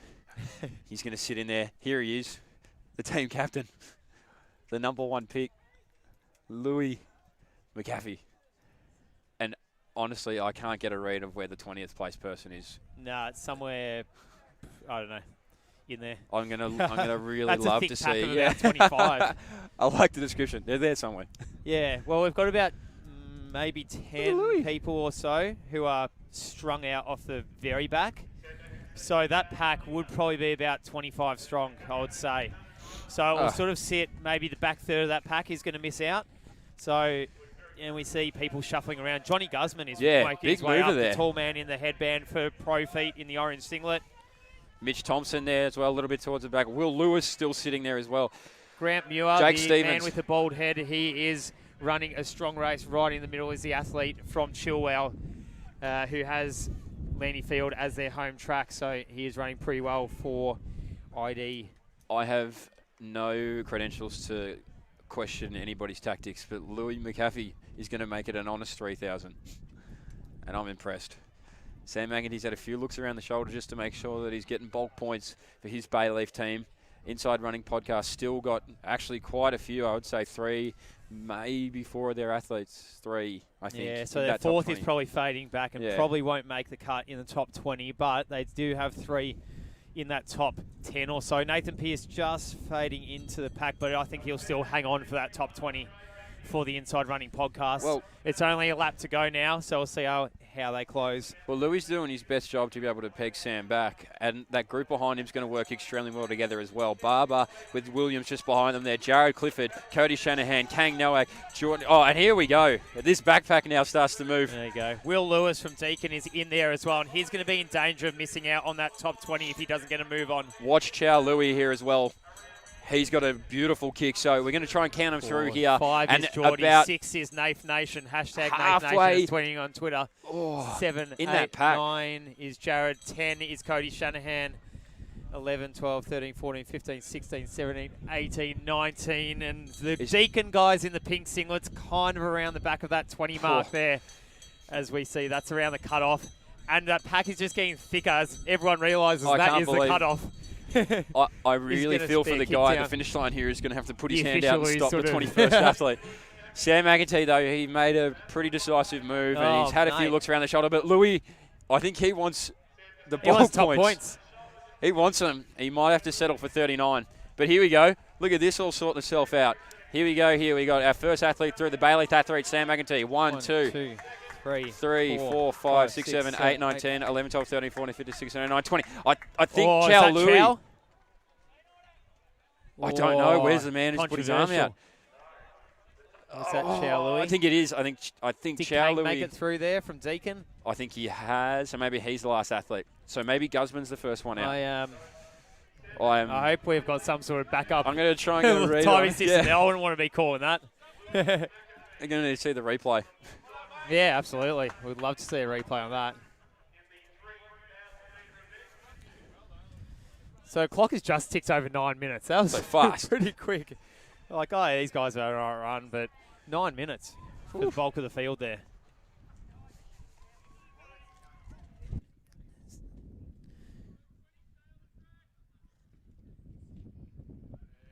So saying top 20 now stay on the track. I don't know if they know who that top 20 is.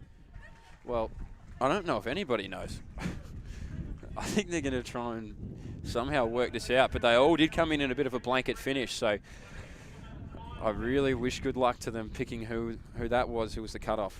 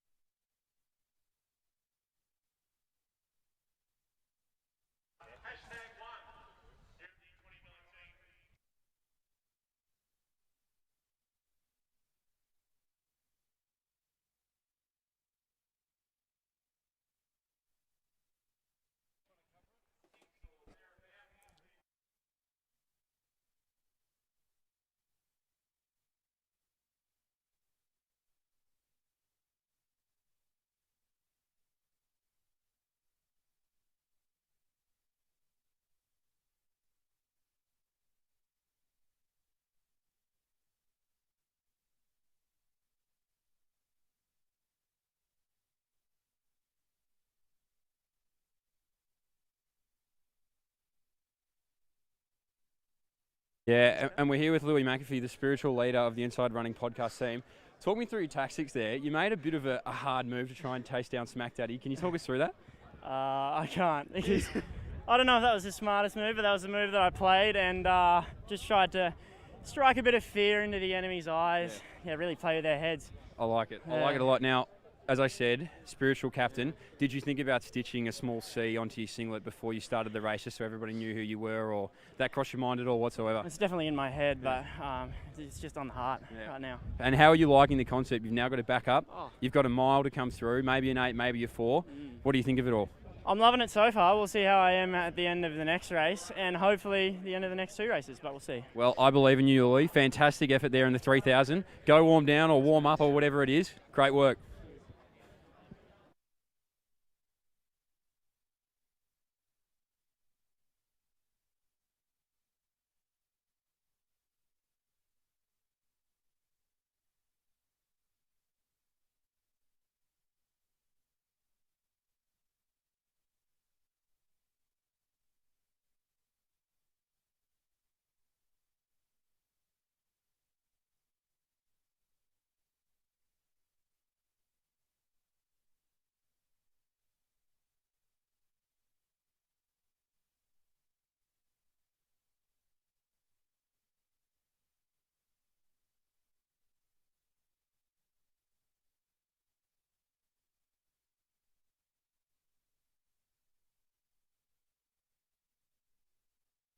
Hey, I'm right here with Cody Shanahan, who's made his way through to the mile. Cody, talk to us about the concept here. How are you enjoying it? I know you've done one race. How are you feeling? I'm not enjoying it.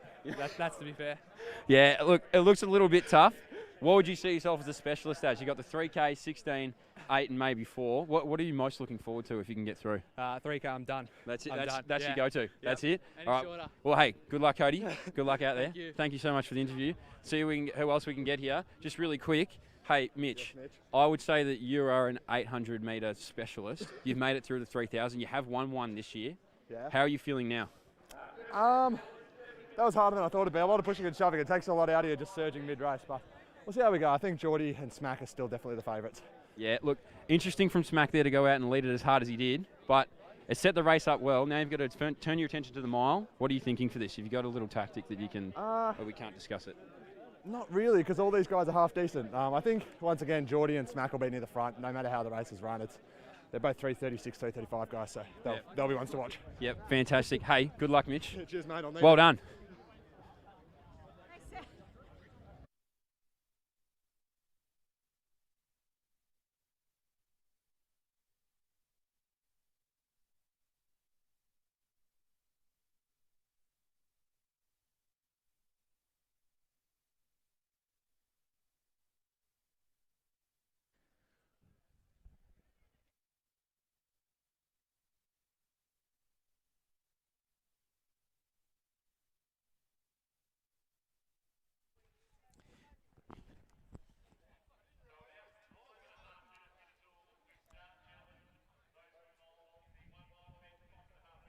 So 5.5 minutes. We've just been told until we start the 1 mile event. So 20 athletes left. The top 10 of those will make it through the 800 and top 5 of those will make it through the 400. 10 minutes gap between each race here at the Steigen Spectacular Steigen #1 event. We've already seen the women's. The points have been collated. We're just not sure what they are yet, but it will be interesting to see how those team points will stack up with the boys' points. And when the milers make their way onto the start line, we'll see the teams who are looking the strongest, as it was a little bit hard to make out exactly who made the cut in that top 20 in the men's race. Morton, once again, looked pretty good. Inside Running Podcast obviously had 3 through in the top 20 there. Pro Feet had a couple of athletes. Deacon in the pink singlets, but maybe a couple of their athletes more back towards the back end of the 20, or maybe even just missed out. So we'll get a pretty clear picture when they make their way onto the start line in front of us, which teams are probably looking the best. I'll tell you what, Mick, I asked a few people down there, were you the last one through the line? And none of them had any idea who the last one they or probably the first wouldn't one have out even was. been counting the 20. Yeah, I think it is Guzman who's the first one out, but I was just speaking to Chow Louis there, who was towards the back end, and even he said he had no idea. So yeah, I don't know if they know whether they're warming up or warming down or what they're doing, but we've just seen Chow Louis and Jared Clifford walking past our start line here. Geordie Williams is their teammate from Steam Packet. So Geordie's wearing the Nike singlet, but he is a Steam Packet athlete. So Steam Packet on the men's side are looking pretty strong. Yeah, we'll see how they go for the rest of these races. To remind everyone of the prize money that's up for grabs, the winning team, so when the boys and the girls' points are combined, the winning team receives there'll be $10,000. So $3,000 goes towards the business itself. A bit of a bonus for winning and supporting the Steigen Spectacular event. $875 goes towards each athlete in that team. All 8 of the athletes, no matter where they got knocked out, boy or girl. $875 going towards each athlete in the winning team. Also, the winner. So Sarah Billings, we saw her take home the $5,000. The winning male will take home $5,000 as well. And I'm looking at the likes of Jordan Williams, Will Austin Cray, Lockie Barber, Isaac Lockie, all lethal 400-metre runners. Mitch Thompson as well. There's a number of athletes on this start line who could be pretty dangerous in taking home that individual $5,000. Now look, much like the women's before them, there is one person in there with my favourite singlet, and that's the Kokomo, and that is Cody Shanahan. Cody Shanahan. Now, he didn't seem too thrilled Nah. with what was coming up No, before him. Bit disappointed in the level of enthusiasm Yeah, that Cody he Shanahan he showed. seemed a bit fatigued, Cody. Yeah. But, hey, maybe I can get him after the mile and see how he's feeling, but I think you're right. See if he Sam makes it through. McEntee, Geordie Williams, the likes of those boys have fantastic PBs. Kang Nowak is a notable fast finisher, and Grant Muir as well, here at the home of Geelong. And the one that we still haven't spoken too much about, Isaac Hockey. Yeah, absolutely. Kaiser. So Kaiser have a couple of athletes through. Got 3. Steam 2. Packet. Steam Packet have all 4 of their athletes still in. Wow. So they have Luca DeConza, Jared Clifford. Actually, I saw Chow walking back here. Is he on that start line, or is he just... Is he the one? He could have been the first one to get cut. Right. I think he is. He's over... Yeah, he might have finished 21st. Oh. Or 22nd, or he would have been right there. So 3 Steam Packet athletes right through, as anticipated in our pre-race analysis here. We see a couple of the Morton runners, a couple of Deacon, so Kang and Will Lewis, both in the pink singlets. Inside Running Podcast, I'm still loving them for the overall win though, Mitch. Yeah, they've picked extremely well. As we spoke to the spiritual leader and Louis McAfee, and he was pumped about what's ahead. And look, what have they got here? 3 athletes.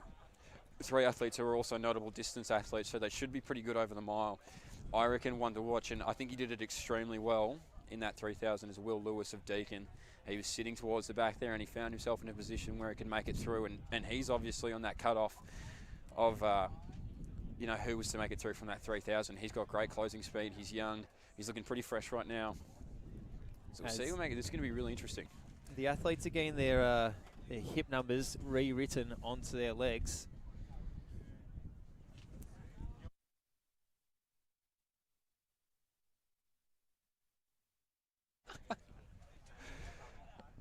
So once again, Mitch, we'll do our very best to call the athletes through, as we are familiar with most of the faces that we see in front of us. Yes. It is a little bit easier. We may know a few more of the men.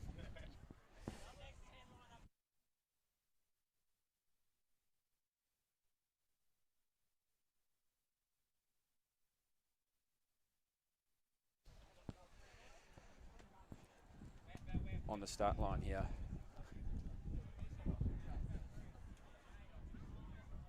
So a couple of Morton, a couple of Deacon, so 3 steam packet, 3 inside running. To put into the minds of the viewers here, our final athlete through is a 2-time world champion in Jared Clifford. Is that his number 20? He is the 20th person through. So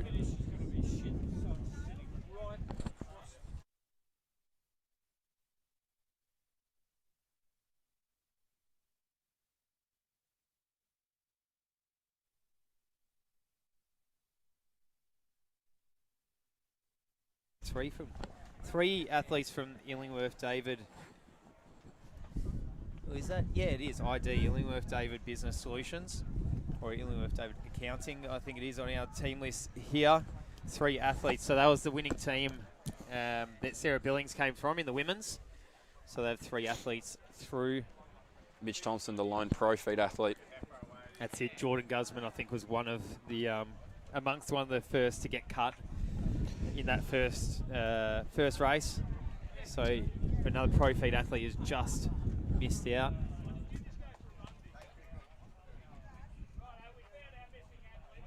Okay. Hold on. A missing. So I hear a missing controversy athlete. here at the Steigen #1. Is it Chow Louis? Sam Agency certainly doesn't have time for it. He's gone. See you later. Someone may have thought they've been cut, but maybe they actually haven't. The clock on the side of the track says 9 minutes 18, 19, 20. He's in. He's putting the spikes back on, I think. You kidding me? Yep. Oh, love it. So steam packet, 4 athletes through in the mile. Chow to win the whole thing. Yep. He's extra rested. So there you go. You're in. You're not in. No, come back, mate. Shoes on. Let's go quick. Quick, you're actually going to run a mile now, flat out. By the way, I know you've been sitting down the last 5 minutes. No, I'm serious. You're in. Run a mile as quick as you can. Off you go. So 4 in steam packet. Keeping in mind that Geordie Williams is from the steam packet team. The boys in the red singlets. Inside Running Podcast have 3 Illingworth David Accounting Wealth Solutions to give their full name. Have 3 athletes. Kaiser have a couple. Deacon have a couple. The fastest of our PBs of this field. Sam McEntee owns a 3:36, as does Jordan Williams.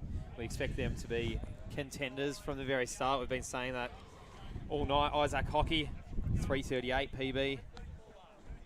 Cody Shanahan ran a 3:44 the other day. Yeah, a few quick boys out here. Louis of the Inside Running Podcast, a 3:46 bloke. Will Austin Crave, 3:46. He's the 48-second 400-metre runner. I actually think this is his night. I'll tell you what, Steam Packet's done an extremely good job to get all 4 through. You'd be absolutely stoked. Yeah, this is serious points for Steam Packet because you're guaranteed, you know. Guaranteed just some more points, and they had the last 2 finishes just through the line as well. So yeah, it's kind of well, I mean, you got to run it, don't you? I was about to say it's a bit of luck, but you got to get it through. It's a bit of a dip on the line that's really helped Steam Packet because straight away you're at least picking up 1 point for last, 2 points for second last. If that's the way it's going to go. It's an extra few points that a couple of the other teams won't get for the athletes who just missed out. And even, you know, who we were talking about, Isaac Hockey was 16th through the line in that 3K. So it just goes to show. Who? Thanks for that outburst, Liz Matthews, on the side of the track. Someone's putting their spikes on. And now... Have we got 21 now? This is... Oh, and is Kang being what's going on here? Walked off the track. I would have thought that Kang... I feel like I saw him go through within that 20. Oh, I thought he was about on the line, personally, when he did come through. I'm not saying that he was outside the 20, but I thought he was around that cut-off mark. Yep. As was like around the Chow, Jared sort of area. Like, so it was all very close. So hold on. So Chow's been sitting down. He's been brought in and said, you're the 20th. And now they've taken Kang out and said, you're actually the 21st. So this is all Collins. But they've worked it out now. Well so done Will from the Lewis, officials. sole Deacon athlete. Yeah. So they thought they had 20, and then they had 19, and now I got 20. And 21, now back to 20. Now back to 20. So anyone else want to get thrown in the mix? This is all really playing into the hands of, I don't know, the non... oh, and here we go. Is that Johnny Guzman? Is this Johnny Guzman? Wandering onto the track? You're kidding Ever me. so nonchalantly, like, oh yeah, I was always meant to be here. I was literally about to and say... it's Johnny Guzman from Profi who fills the 20th spot. Mitch Thompson now is a teammate out there. I was about to say, Johnny Guzman, are you still around? And here we go on the line, the fastest start you'll ever see. You ready? Right, let's go. I think we have 20. We could have 18 or 22, I don't know. And Lockie Barber, the ring in, is going to lead him out. Not quite as hot a start from Sam McAtee as we saw in the last one. And we're going to have to try and count them through. I suppose Grant Muir, Jared Clifford on the outside there. On the inside of them, Cody Shanahan I can see bobbing around. Isaac Hockey tucked in nicely, and Geordie Williams on the outside too. So they look like they're going to go at a slower pace. Let themselves pick their legs back up from the 3,000. 36 second for the first 200. So, what, they're on about four and a half minute 1,500 metre pace, 4:30, which is well below their PBs for the whole field. Nearly a minute slower for Geordie Williams and Sam McAtee. And Isaac Hockey, who I keep forgetting to mention. Grant Muir, he's going to sit on the outside of Lockie Barber. So two Geelong boys are going to take the lead on their home track. Jared Clifford on the outside. Chow Louis, who's been added in about 2 minutes before the start, is sitting right in the middle of the pack there within the realm of the 10. And Sam McAtee, who led the last one, is going to sit at the back of this one. He's all about the tactics, Sam McAtee. He knows exactly what he is doing. And as I say as that, he charges towards the front of the pack. Does he know what he's doing? I don't know. Smacks his own he man. knows I don't know. exactly Let him what go. he's doing, mate. And look, he's gone from the back. I think he's about to take the lead. Did he lead the 3,000 from the very first lap, or was he behind for the first lap as well? I think he's done the same thing. Maybe this is his tactic. They are still bunched. It's going to be a real shootout in the last 400 metres, I think. So I'll stay at this relaxed pace for another lap. Well, is my find the guess 10 as we see the legs moving a bit more quickly now. Right behind him, Sam McAtee, Mitch Thompson from Ballon, and we have Grant Muir Geelong, Lockie Barber Geelong. So a lot of boys from around this area would have done a lot of work on this track. They're now going to make their presence felt. Geordie Williams looks really comfortable on the outside there. So does our Kokomo athlete and Shanahan, spiritual leader Louis McPhee in the mix. And this is the one I'm telling you to worry about. Will Lewis, he's going to make his presence known. And Johnny Guzman, the 22nd man, is now absolutely. moving around to get himself in the top reserves. 10. Goodness. And not just the top 10, he wants the top 5. Help his teammate out there in Mitch Thompson. But Sam McAtee, with the notable lean forward, went from last to first and is now sat in first. Could this have been team tactics from Johnny Guzman? Maybe he knew that he was in the top 20. He got told, acted like he didn't know, bought everyone an extra 2 or 3 minutes on the side of the track, and then goes, oh, okay. Mitch Thompson said, mate, I need a bit more than 10 minutes. Yeah. As Fake the pace, you don't know. The pace increases now, and Johnny Guzman just does go towards the back of that pack as Sam McAtee increases the pace towards the front of the field. Well, Grant Muir following him. Look at this pace injection now coming from the back or the middle part of this field, and it's Will Lewis. I said he made his presence known through that 3,000. Cody Shanahan, the man who didn't seem excited about this part of the event, is now starting to move up on the outside. Sam McAtee still in front. Chow Louis, I think, Might be on the cusp of that 10, or he might just be outside it. Let's get a read here. Will Lewis will be the 10th athlete 10th, coming yeah. through now. So Luca De Conza, who has performed out of his skin tonight, and Will Chow Louis just outside of that All top steam. 10. 2 steam packet. So Will Lewis in the pink singlet is the 10th. And look at this now. It's going to come down to the kick. Nathan Pearce also just out of that top 10. But let's see who's going to fight it out for the points, because just behind Will Lewis, 11th and 12th, both from Steam Pack, are going to fight it out with him as he starts to fall off the back of the front pack.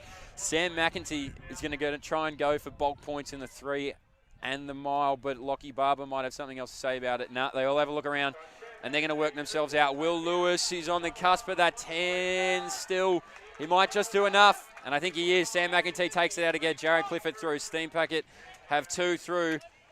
And there we go. Officially, we've got the man out there telling them who's made it through and who hasn't. That was a lot much of a cleaner cut off there between the top 10. A lot easier to tell on that one. That was better. There's going to be no confusion here. Absolutely, as these athletes just not charging towards the line the last few. They've given it absolutely everything they have got.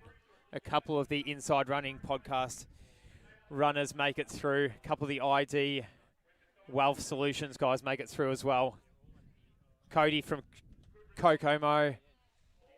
Will Lewis from Deakin.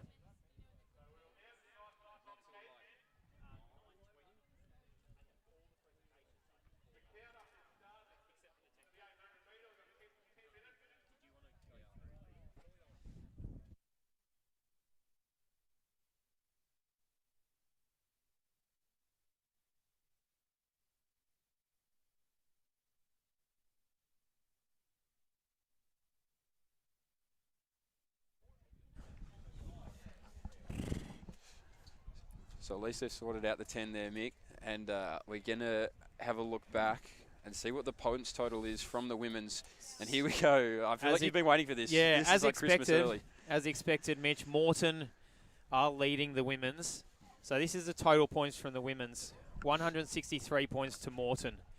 Wow. With Lyndon and Lydia making it so far through the field. Inside Running Podcast is just coming in 3rd position. I expected them to do pretty well, but Evolution Business Systems, Jack Rayner coach, they are coming 2nd. Ooh. So 138 points, just ahead of Inside Running. However, we always knew that they were going to be a little bit weaker on the men's side. ID Accounting and Wealth Solutions, helped by Sarah Billings there. She won the whole competition, so collected a fair few points personally, and they sit in 4th position. Deakin University in the pink uniform is the same as Kaiser, both on 93 points. Bayleaf. So Bayleaf is the singlet being worn by Sam McEntee, who's collected some amount of points so far in this men's race. He's collected top points so far, so he'd be on 60 personally. The team in the women scored 88, and in 8th position, Profeet on 83, 9th, Steam Packet in 81, and Kokomo 10th in 68. So a couple of... You're going to see how much it changes here. Yeah, I mean, Morton... Lockie Barber is going to be strong. They have a solid men's team without being unbelievable. Evolution Business Systems, I don't think they're as strong on the men's side as they were on the women's. Inside Running Podcast, they are a team, I said it from the start, they are going to be just as strong on the men's side as they were on the women's. Well, thus far. They are one of my favourites. I'm a keen listener of the podcast. However, just looking at the spread of athletes, they drafted very well. They're very smart about their choices, and got a good spread of solid athletes. Steam Packet is a team sitting in 9th after the women's. However, I would expect them to be big movers in the men's, having 3 athletes. Or did we decide it was 4? I think we decided it was 4 athletes made it through to the mile there. So Steam Packet will collect a heap of points on the men's side, so they'll be big movers as we move through the rounds here. So there we have it. They're the women's points. Mitch Dyer is going to make his way onto the track now to try and chat to a couple of people about the event tonight. Let's see who he catches. He's talking to Lisa Verstraeten there. I'm not sure if he'll get a word out of her. Looks like he might. Lisa is one of the coaches of Or could be Kokomo Skincare, actually. And over to you, Mitch. All right, we're here with Lisa Verstraeten, coach of Kokomo, which I've been calling the coolest singlets going around. How are you finding it so far? How have you liked the format? I've enjoyed the format. I think it's challenging for the athletes, but it's funny the first few athletes coming through have said that they haven't found they've had the lactic build up as much as they thought they would. Okay. Yeah. Well, really interesting. Now, Sam McEntee's gone out there. He's won 2 from 2. You've still got Cody Shanahan in the race here. How are you feeling about Cody leading into this 800 and possibly the 400? I'm feeling fairly confident. Yep. I think he's just relaxed through the last couple of rounds. And we've had the leader take the win for the first 2 rounds, which was great. Thank you very much. So, I'm feeling pretty confident. I mean, Cody's in good form. We saw that at the last milers. It'll just be depending, I think, more on... I'm actually tipping Lockie Barber's going to be a bit of a threat. Okay, see, that's what we've been saying. He's come in, he's filled his spot here in the Morton team. We think it's a little bit premeditated, but we'll have to look into that. But he looks fantastic. He's done a lot of training on this track. Do you think you're benefiting if you are a native of Geelong here? You've done a lot of work on the track. Maybe you know how to read the wind and everything like that. Do you think there's a benefit in it? Well, I'd like to go with your story, but I think there's not. But hopefully... Please say yes. I think you might have a few supporters in the crowd, so maybe that'll get him over the line. Hey, there's a lot of people here in the crowd. I don't know whether you'll be able to find them on that front straight, but good luck. I hope Cody does well. As you said, favourite singlet here, Lisa. Congratulations. I know, it's awesome. We'll see how he goes. Best kid out there. I agree. Thank you. Thanks, Lisa.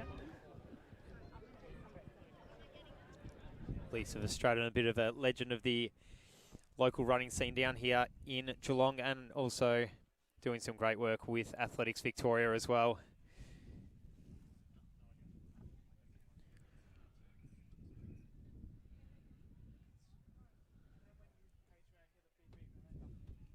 So we're about 5 minutes until the 800 metres will start. So an 800 and 400 to go in the Steigen 1 men's side.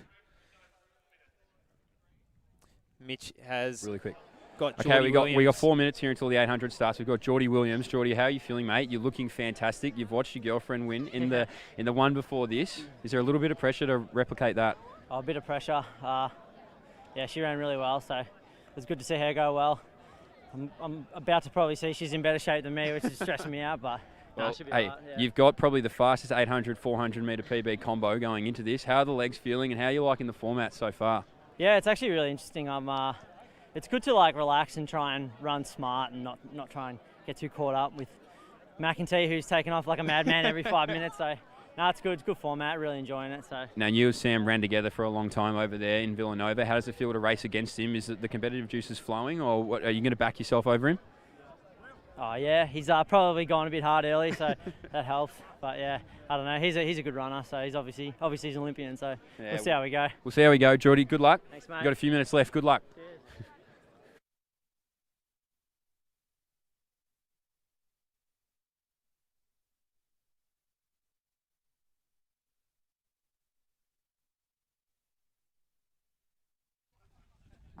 So once the Steigen #1 men's side is finished for the evening, stick around for the men's 10,000 metres, the final event on the program tonight, which will be run at 9 p.m.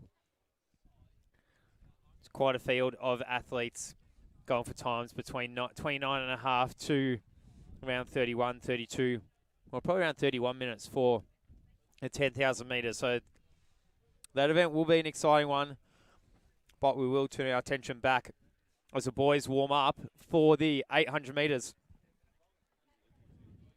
2 minutes to go. We have two of the boys from the Inside Running podcast who are currently sitting in third position overall. So it will be Jordan McLennan and Louis McAfee of Inside Running. We have Lockie Barber, the last minute ring in from the Morton team.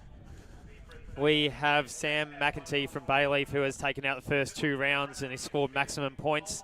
So points work. If you are to finish first in this 800 metres, you'll get 10 points, 1 point per person in reverse order, should I say. So Smack beating 40 people gets 40 points. Then he beat 20 people, gets 20 points. If he wins this, he'll get another 10 points. So he's collected so many points for his team already. Been the only athlete from Bayleaf left. 2 athletes from Steam Packer in Jared Clifford and Geordie Williams, who is wearing the Nike kit. We have the Kokomo singlet wearing athlete in Cody Shanahan. A couple of athletes from ID Wealth Solutions. Now they were finishing, they were in 2nd position overall, maybe 4th. And I can't quite remember now. I think they were 2nd. They could have been you're 2nd. Right there. Louis McAfee did just tell me off the air that we're going to have to scrape him off the track after this one. So he's ready to go hard, but he's got to the front, so he's not wrong. So Louis McAfee, no, he hasn't. Take it back. Lockie Barber to the front. So Lockie Barber of Moreton, that is the team in the lead overall so far. I'll be looking at the inside running boys and also the ID Wealth Solution boys in the black singlets, because that is the battle for total team points towards the top of the overall standings. Tell you what I'm looking at. I want to see if Sam McIntyre can do what he's done every other race and go from the back to the front. That's it. Because he started like it. Last in the first lap and first for the second lap. Yeah. So 5 are going to make it through here. And, you know, we do have our faster 800-metre athletes here in Lockie Barber and Geordie Williams towards the front of the pack. Grant Muir, also a fantastic 800-metre runner in his own right. Spiritual leader, though, Louis McAfee, who we're going to have to scrape off the track after the race, apparently, on the inside. And Cody Shanahan at Kokomo looks good. Yeah. Maybe, Geordie McClellan there. Bit of a stumble there. Maybe Sam McEntee's tactic was to get max points in the first 2 races and see what happens in this 800, because he's going to have to do some work to get on this top 5. Cody Shanahan moving on the shoulder of Louis McAfee to get through this 400 metres in the top 5.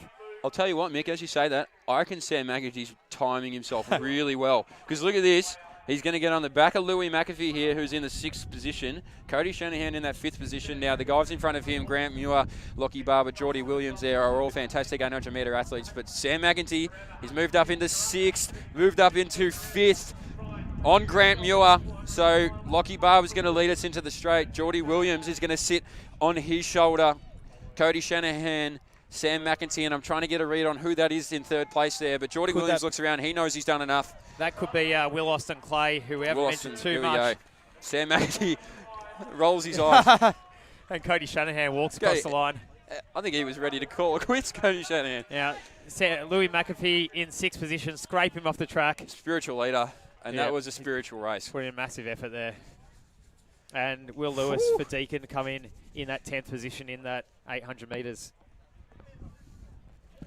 So recap of that, where you had Jordan Williams, Will Austin Clay, Lockie Barber,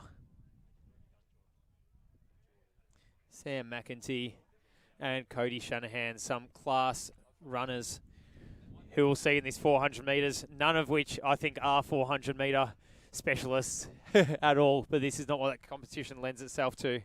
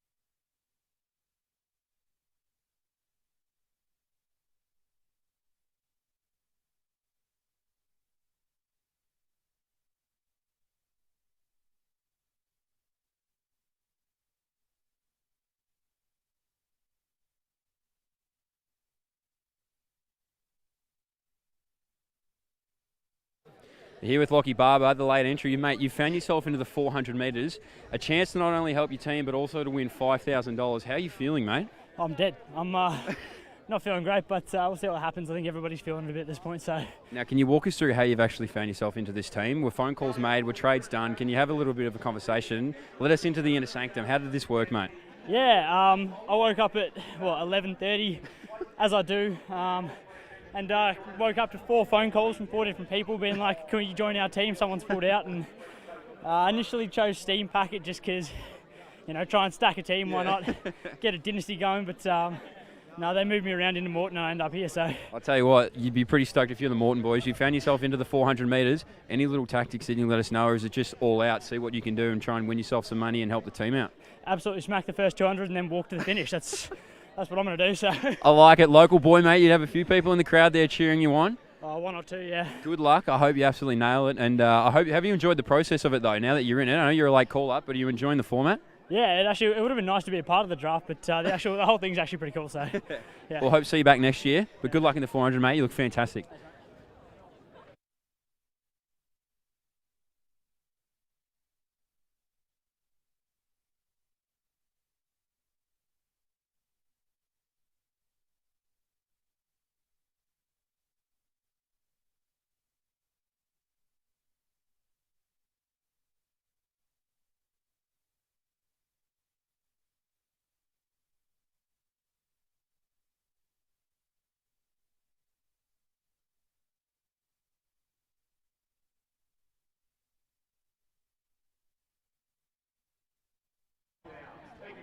Yeah, we're here with the Magic Man, the one who can go from last to first in the blink of an eye. Sam, talk us through your tactics, mate. You've been at the front, you've been at the back. Yeah. What's going on? Just trying to mix things up a bit. First race, just wanted to get out, get a few boys tired, but we got a bit of extra rest, so didn't really pay off. That 800 was the first time I run one in about 5 or 6 years.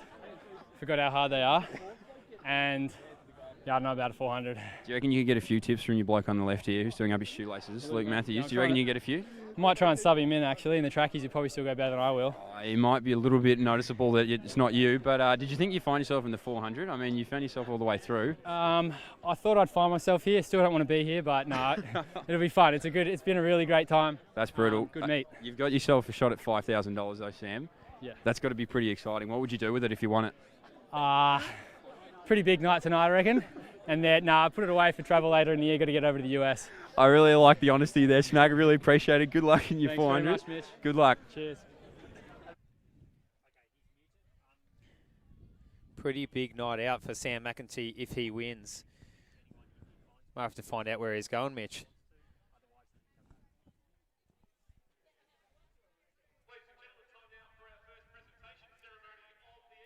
So we have 5 or 6 minutes until the 400 metres to finish off the hashtag one event for the men. We have Geordie Williams from Steam Packet, Will Austin Cray from ID Wealth Solutions. We have Lockie Barber from Morton. We have Cody Shanahan from Kokomo. And we have Sam McEntee from Bayleaf. So a spread of teams there. Morton was our leader for the women's event. We don't have a running tally of the men's points, but they'll be good. That Lockie Barber has made it all the way through for the Morton team. Our Inside Running podcast teammates in Jordan McClellan and Louis McAfee got some valuable points in that 800 just then, but have or will not get any points in the 400, not being on the list in the top 5 for the 400. So we'll see how the Inside Running points overall stack up. Steam Packet has Geordie Williams, who is still in the mix, but they're going to have scored some major points in the men's to make up. They were sitting about 8th or 9th overall for the women's. So it will be interesting to see how this last event goes. I think ID Accounting Wealth Solutions might be. You think they got a sniff? I think so, because we thought they were sitting in second in the women's, and they had 2 make it through in the 800 and still got 1 left. So yeah, I think they might actually be favourites when we see the points come out after the men's competition. Hey, I'll tell you what, Mick. Sam McEntee looks like a newborn baby giraffe, mate. He cannot find his feet. He cannot figure out what to do with his legs, whether the left one goes further or the right. But he's going to have a crack over this 400. I reckon we're set up for a cracking 400. Lockie Barber looks hungry. A few big names in this 400. I think Cody Shanahan's going to be nervous. Yeah, I was trying to find him, but he looked like he was in his own zone, Cody Shanahan. I didn't want to take him out of it, but it's hard to look past Geordie Williams and Lockie Barber, who will probably have the fastest 400-metre PBs out of the field, but anything can happen. Well, Will Austin Cray, he has a 48-second And also, every athlete was required to put in a description of themselves at the entry point. So his description was, I'm a last lap specialist and loves a kickdown. And he also told us to see the Nationals 2017 1500 metre race, like a resume. 53-second last lap. Please note. Exactly. So we don't have a link to that YouTube race. We actually haven't even looked at it, but I will be after this. But yeah, 48-second 400 metre BP for Will Austin Cray as well. Look, I reckon Cody Shanahan actually looks pretty good. He's got that long loping stride, the Kokomo. You could never discount Cody. He and I feel like Will Austin Craig's done his own thing the whole time. Like, you sort of see everybody hanging out and running around together, but he seems to be in his own zone, and he looks pretty comfortable. Yeah. He might be a hard one to beat. In fact, not might. He will be a hard one to beat. Yeah, well, he sort of mentioned from the very start as well that people like Will Austin Cray and Lockie Barber as well were going to be hard to beat, apart from the obvious Geordie Williams, who was always going to make it through to this point. Do you have a tip then, just not for the team, but for this final 400 metres? Do you have a tip as who's going to take it out and take home the $5,000 individually? There's justification for absolutely every one of these guys. I'm going to say, I'm just going to go with the person with who I know have the fastest PB being, actually no, I was going to say Will Austin Cray. However, it's all about your endurance as well. Yeah. I mean, he's a fast runner, but he's, you know, over the 3K, Geordie and Sam McEntee both have PBs under 3,000 metres. They're endurance guys with a good kick. I'm on Lockie Barber. Lockie Barber for me. I'll go Lockie. Yeah, he looked like he was ready to smoke it. I don't know if you heard his story there, but woke up at 11:30 this morning, every team after him. So maybe untapered. Maybe he's just coming very relaxed. I mean, imagine that. You wake up at 11:30 in the morning, you have a chance of winning $5,000 that night. Yeah, I'm going to, Lockie Barber for me. And you? Cody Shanahan? I do love the Kokomo, but I'm going to have to go on the man on the inside and Geordie Williams. Yeah, because the couple double, I'm going. Okay. Because I think Cody might have the same response. What would you do with your $5,000? Probably go out and then spend the rest on a trip to the US at the end. Hey, at least Smack was honest. But, yeah, interesting response. And look at this on the bend here, Mick. Everybody out of the tents, everybody watching this front straight is loaded. Is so cool. From 200 to the end here. Everybody wants to see a piece of who's going to win this.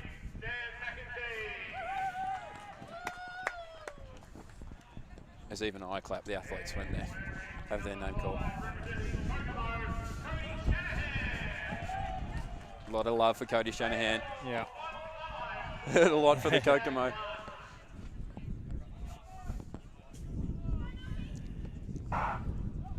Oh, and a quick start, and who's going to get in there? Oh, Wilson Craig, he's ready to put his arms out and say, none of that, Kokomo. I want this. There's going to be Geordie Williams to lead him out. But as I say that, Cody Shanahan's going to be on the shoulder. Lockie Barber's going to sit behind them there. But Geordie Williams, he gets the rail. Will Austin Craig's going to sit on his outside. And Sam McEntee's doing what he's done for the whole hashtag one event. He's sitting at the back. Maybe the last 200 is going to come home strong. Let's see what happens. Cody Shanahan is up on the shoulder of Barber. Will Austin Craig, the man with the fastest 400-metre PB, is chasing Williams. The Australian representative, and it's Williams, just extends his lead by a metre or two over Austin Cray. Take him home, Mitch. I'll tell you what, Geordie Williams, he doesn't even have to look around. He's got a 5 to 10 metre lead here.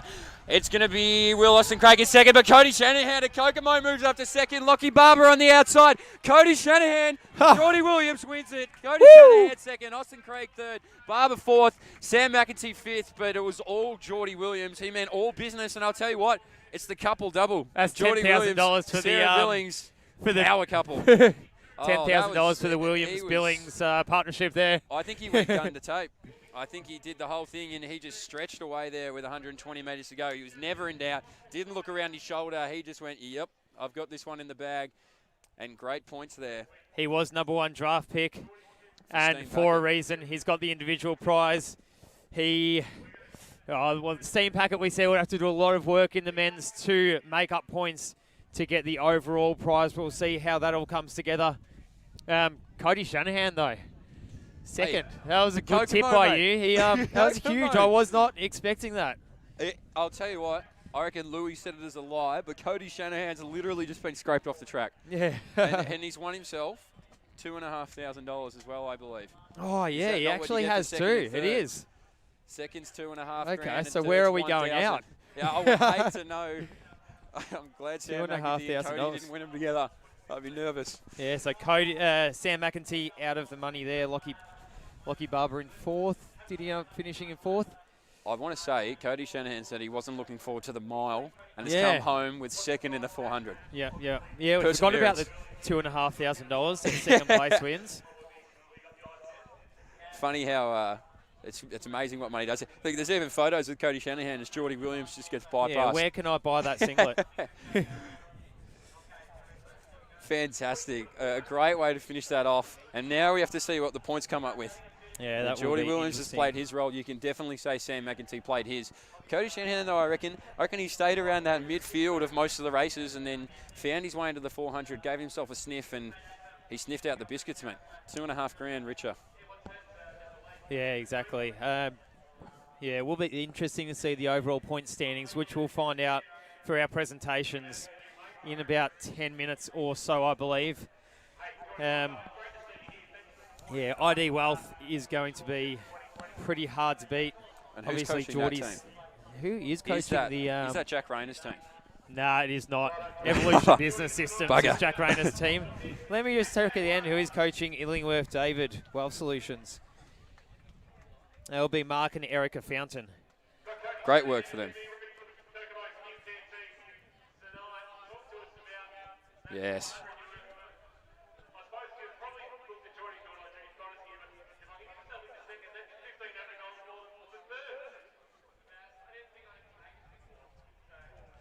I love the honesty from Cody Shanahan. Isn't he? He's not going to beat around the bush. Yeah, absolutely. He probably thought he was walking out of here after the 800, not with the $2,500 check. Well, he's beat out a couple of class athletes, a few Australian representatives. Has he not beaten out a 48.2 400 metre runner? Yeah, exactly. Chloe, as we said, he ran a 3:44 at the Zatopek last week, 1,500 metres. He's just gone from strength to strength in his running at the moment. And as we said, he's been an Australian standard runners. I dare say that an Australian singlet would be on the horizon for someone like Cody Shanahan. Or not someone like him. Him. Someone like Cody Shanahan being Cody Shanahan himself. Oh, what an awesome format. We've come to the end of it now, and we'll wait for the team points. But even just to have a little debrief on what we just witnessed, I can safely say that that's something that needs to be replicated, again. It kept everybody here on the edge of their seats. Everybody loved getting around their teammates. Everybody loved seeing who was going to get through. And it's those stories like the Cody Shanahans, the people who didn't think they were going to make it through, and come away now with great points for the team and a great experience. And, hey, even got narratives now. Who's the next couple to take out the Steigen one? Absolutely. Yeah, exactly. Could it be Jack Rayner and Nat Rule next time? Yeah, maybe. No coaching. Straight into it. So this format is actually going to be appearing around the world in a few places. I heard that Steigen is, passing on the concept, and it will be seen in a few other cities around the world in the coming year or so. So it'll be very interesting, initiative that Steigen has come up with that we'll see being replicated. And I can't wait for next year already. Oh, man. I'll tell you what, it's going to be introduced, or it's going to bring more and more athletes. The standard's going to go up. It's going to bring more businesses, bigger businesses be involved. Absolutely, and what a great initiative for these businesses to also get their name out of there. Think about the amount of times that we've called the companies and called the teams. It's been fantastic, and so many closely aligned with sport and athletics and everything like that. And local businesses as well. I said bigger businesses, but also those local Geelong businesses that we see in Kaiser Training and likes of Kokomo Skincare and whatnot, local it's great to see. small businesses who are getting around local athletics meet.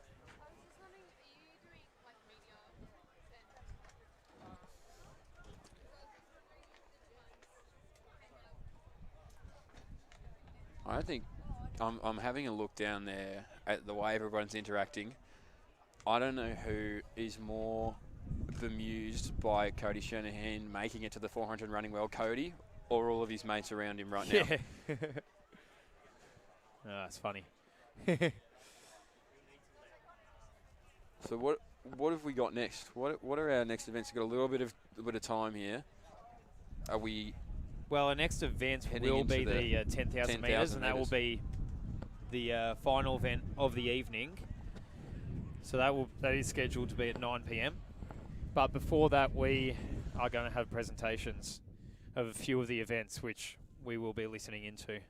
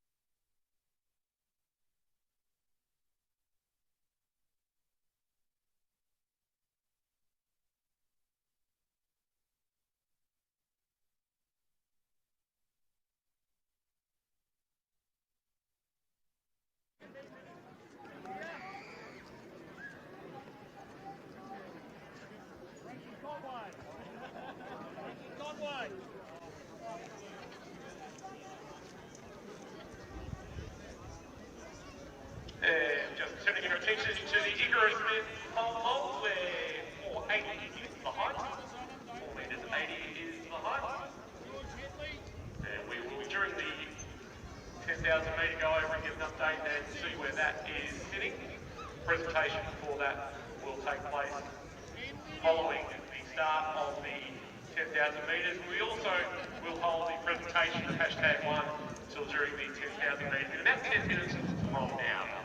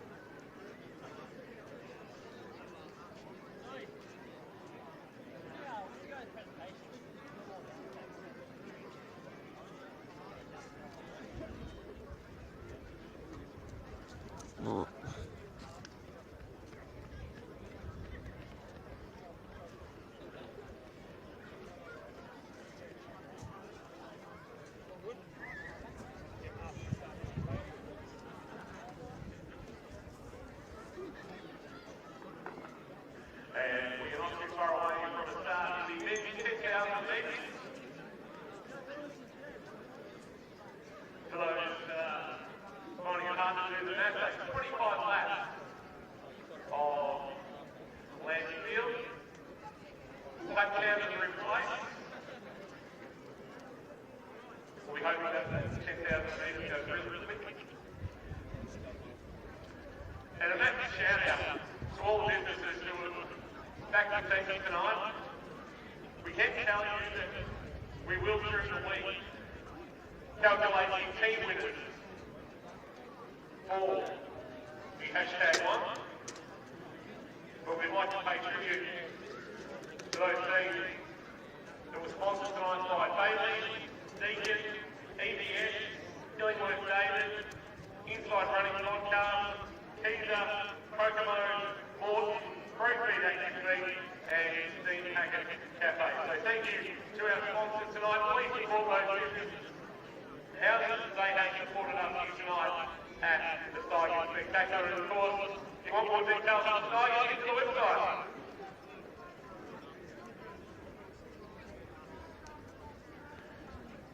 Ben Cole is at 4 metres 80. Alright guys, come in here, thanks. Runners at 10,000 metres that have been called up by officials. Come in here.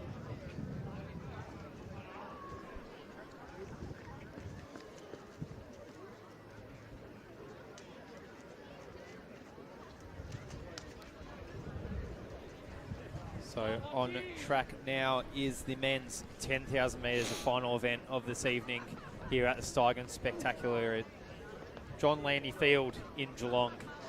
In lane 1 we have Ashley Hoffman unattached. Lane 2 Jamie Cook of Bendigo. Lane 3 Jack Holden of St Kevin's. Lane 4 Matt Gunther of Deakin. Lane 5 Chris Rancy Ladies and gentlemen, we do ask if you are not part of the official of Diamond Valley. Lane 6 Caelan Goldsmith of MPA. Mitch. Mornington Peninsula. Mornington. There we go, Mornington. Josh Maisie of Deakin. Daryl Cook unattached. Nick Earl unattached, although I believe Melbourne University. Tom DeCanto unattached, New South Wales athlete. Ben Kelly, Glen Huntley. Brett Ellis, Williamstown. Peter Hodgkinson unattached. Eric Udea from Melbourne University. Frankie Conway, Melbourne Uni. Jack Maxwell unattached. George Headley unattached. Dean Menzies and Ben Liddy both unattached. While I get my start list back up, Michael Marantelli of Victorian Cross Country League, Larry McIntyre of Box Hill, Tom Crouch of St Stephen's, Matthew Hudson unattached, James Coleman of St Stephen's, Martin Cooper unattached, Caleb Mueller, Melbourne University, Daniel Hutchinson, Chilwell, John Portwood of Doncaster Athletics Club, and Guy Walters. BEU, I believe that might be a Newcastle club singlet, and I'm not quite sure what all these athletes are. Maybe someone needs to see their hip numbers. That's why they're standing. I thought it was just and not on an end. Instagram Is photo. interesting. Yeah, exactly. Someone get a photo of that. Hey, our very own Jimmy Coleman. James Coleman. He's been behind the mic for so many meets, and you're thinking, does this guy even run anymore? Much like they're probably thinking about us, Mitch. No. But we do see Jimmy Coleman put his talent on show tonight, and we're very much looking forward to James Coleman going into BB Town here good to at Geelong. have the best looking one of the group out on the track. It really showcases us very well. Yeah, Good someone to should have chuck Jimmy him in a representing. Kokomo singlet. Just have the best looking Ooh. face and the best looking singlet. And that'd be a combo for James Coleman. Big field here. Yeah, I believe the athletes are going for around 29:30 will be the fastest of them. The likes of Tom DeCanto, James Coleman. These guys who may have just missed out on getting a gig at Zatopek last week, where we saw the Australian record being broken. So you can understand how you could miss out on getting a gig there. But this is going to be very competitive and still a very quick race. Many athletes will be hoping to go around the 30-minute mark, and a few will go under that. Well, I reckon, and I had a little bit of chat to him beforehand, I reckon Jimmy Coleman and Guy Walters are going to work really closely together. Guy coming down from Newcastle, a good 1,500 metre, 3,000 metre steeplechase here in his own right. So he's going to have another crack up at 10K. He's run a few before, but he might try and do a bit of the work with Jimmy Coleman. But it's Caelan Goldsmith at the front of Mornington Peninsula. And as I say that now, we see a few start to go around him. So I think we were at about 40 seconds there for the first 200. So they'll start to pick up the pace a little bit now that they find their feet It's nicely strung out. A few people boxed in, a few people still trying to find their position, but I mean, you've got just on 24 laps about to keep finding it. So there's certainly no shortage of time to be able to do it. As Ben Kelly now rounds it around and gets in front of our own Jimmy Coleman. Absolutely. It's 25 laps around the same track. They've got plenty of time to settle. 24 to go, as our graphic on the bottom right corner of the screen does tell us.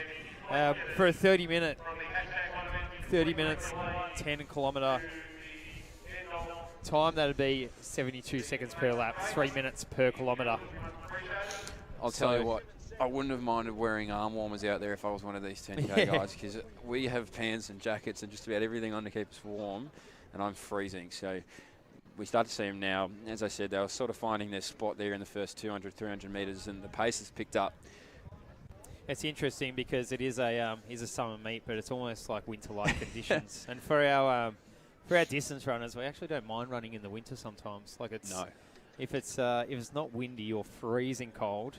So right now it's kind of ideal conditions. The wind's dropped a bit, and it's kind of cool. They'll warm up quickly, arm warmers or not. They'll be all right. Well, as we said earlier, compared to the 44 degrees it was 24 hours ago, it's bizarre to think that now we're thinking about wearing arm warmers. So we start to see Jack Holden now start to move through the field. He starts to get to the front end of it, behind Guy Walters, behind Jimmy Coleman, behind Galen Goldsmith. Tom DeCanto leading all through about 2 minutes and 25 seconds. So right on 30. Yeah, smack bang on. 72s for 400s. A notable 10Ks. A workhorse. Nick Earl, I believe, is that in there for the Melbourne Uni colours. Absolutely, he's a grinder. So it's starting to break up a little bit. Still a lot of time. And I say that as though the race is coming towards its end, but it's only just in its beginning. And about 3 minutes on the dot through the first K. So there might be a few of those athletes who will be looking to pick up the pace in the later stages, but this is time to be comfortable, settle in, find your rhythm, and look who else is around you that you can just tuck in and follow. I take my hat off to anyone who can run a 10K on the track, because I get bored after about 30 seconds. My attention span is horrendous. So to be able to focus up or find your spot and find your groove, and I guess that's what a lot of this is about, as well as road running.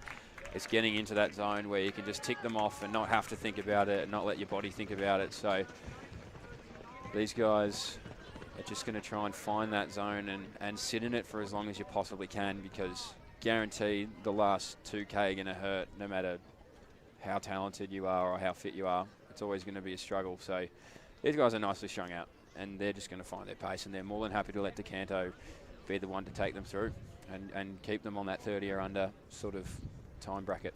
And the final runners to come through as well. They're spread out by about 80 metres or so across the track now, but the last of them are heading for under a 31-minute pace at the moment. So pretty quick running all round. We'll see what happens as the race progresses and the packs kind of start to break up. You'll start to see lots of mini packs form. Josh Maisie had a big run at Zatopek last week, and he's back to have another put himself for a 5 laps of pain again. Running a PB at Zatopek last week, so he's not content with that. He says, I'm fit, why would I not go again? Well, and if that is true, he's going to lead Jimmy through perfectly, because he's right behind him. Ben Kelly behind him there, Nick Earl, Guy Walters, Galen Goldsmith. Also Jack Holden there, who's done his time at altitude over the past recent months. Harry McIntyre has found himself in a little bit of no man's land there. He's got the Deneen runner singlet on, so out of Steve Deneen Staples. A great 10,000 metre runner in his own right, the Foss. He's starting to make his comeback to running. So shout out to you, Foss, if you're listening. Clary in a little bit of no man's land, but looking good. So this front start of the field here, it'll be about 10 to 15 athletes, and they're nicely strung out. And I reckon the pace is heating up. Just looks like there's been a slight increase in pace as DeCanto now slips back into second place. Yeah, I'm liking the look of James Coleman, one of our own, as you mentioned. He's got that headband, he's got that slick SSH singlet on. And if he's wanting to run under 30 minutes tonight, he's going the right way about it. So 2 run crew athletes there in 1 and 2. In Hoffman and Hoffman, DeCanto. 5:58 there through the 2K. Yeah. So that whole front pack, about the 15 of them, all through in about 6:01 or under. So that's that 30-minute pack right there, which Brett Ellis is just hanging on to the back of. And as we said, they might start to increase their pace as the race goes on. So we said 5:58, that's about a 29:50 10K right there.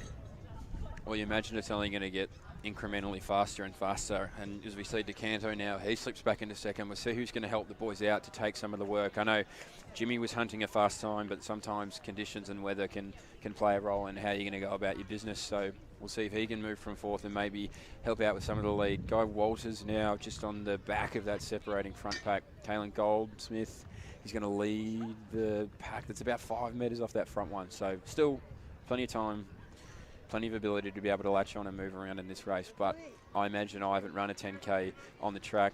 I'm not sure if you have, Mick, but you probably want to minimise the amount of movement that you're doing back and forth. You want to find your zone, and I reckon someone who's done that really well is Jack Holden, who's on the just in front of Guy Walters there, and Ben Kelly also in the Ren Siglet. He's a World Junior Cross Country representative, World Uni Cross Country as well, so distance is certainly a friend of his. But can't go past Jimmy Coleman. Headband on, looking the OG old school North Texas product, mean green.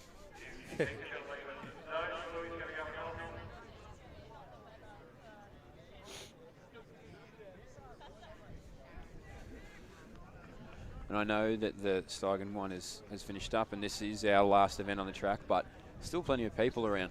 Still plenty of people taking an interest in this 10K, which is fantastic to see. Well, this is kind of how it all started, the 10,000 metre event down here a number of years ago. Steigen and the guys from Steigen, Louis Rowan, the founders put this on for a number of years, and yeah, 10K being the marquee event down here for the guys who, you know, don't quite make the Zatopek and want to get a quick race, and it's just getting quicker and quicker year on year.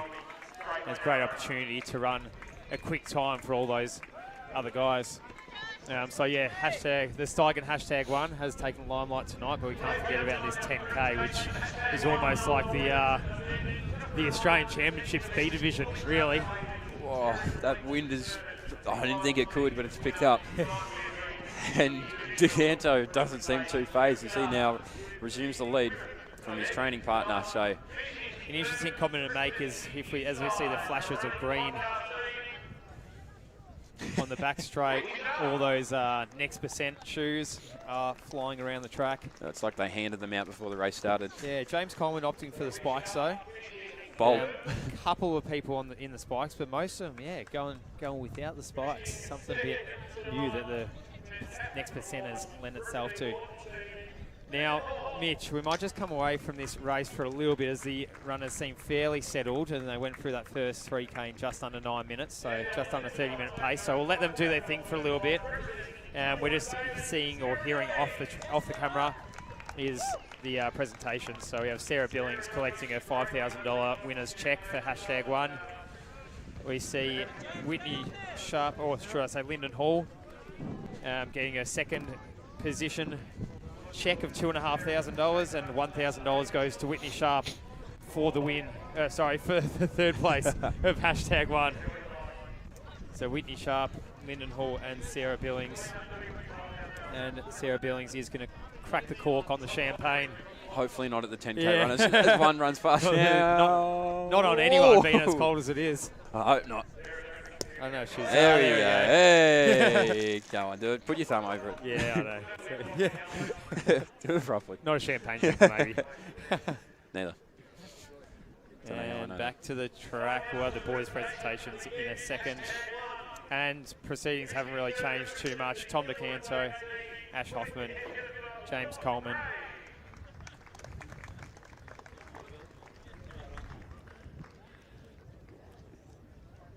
In second place, representing Kokomo, late surge, getting him into second. Put your hands together for Cody Shanahan.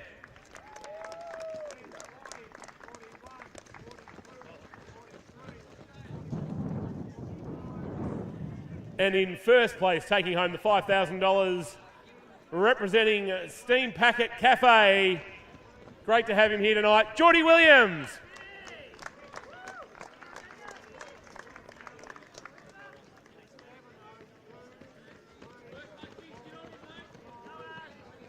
Once again, put your hands together for our podium in the men's #1, our inaugural men's event as part of the Steigen Spectacular.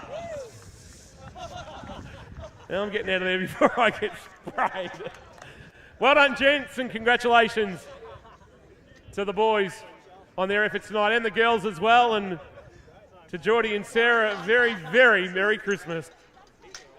Well, at least one of them know. At least one of them knew how to do it. That's how you pop a cork. If anyone wants a lesson in popping champagne corks, it's weird. Ignore Sarah's video and just watch Geordie. I think Geordie was actually shaking already before he had the bottle. Yeah, he already had the jitters. He knew it was coming up. So coming through 4K, 12:55. So under the 30 minutes, and we'll see if they can pick it up. But 6K left. I say see if they can pick it up. They've got time, but they're probably in that zone at the moment, and that front group looks to be working really well with one another. They'd all be under, probably either on or under the 30-minute mark. And in these conditions, when it's cold, it's a bit windy, particularly for Decanto there, it's really tough to be able to keep going and keep chipping away at that pace and that time. So hats off to them, but that front group working extremely well together. Yeah, and the back of the pack runners who have just crossed the 4K mark now still will be heading for a sub 31-minute 10K run as well, which to get, another, we had the whole field of Zatopek last week, 25 runners maybe getting under 30 minutes. Now we're going to have another 25 odd, hopefully running under the 31-minute mark if everything goes to plan for the remaining 15 odd laps. Well, I'll tell you what, I know I've been talking about people getting into their groove, but someone who I can't help but say it about is Ben Kelly there in about 5th position. I know we could talk about Jimmy, but I don't want to show too much bias. Ben Kelly looking extremely comfortable, but honestly, there hasn't been a lot of movement in that pack apart from the front two sharing the lead. So I think everybody's really benefiting from the fact that they can chill out, find their zone, find their spot, and sort of switch off, which I know Guy's extremely good at. So this will be right up his alley, Guy Walters, the Newcastle product, the saviour of Newcastle, as they like to call him. So all looking really comfortable.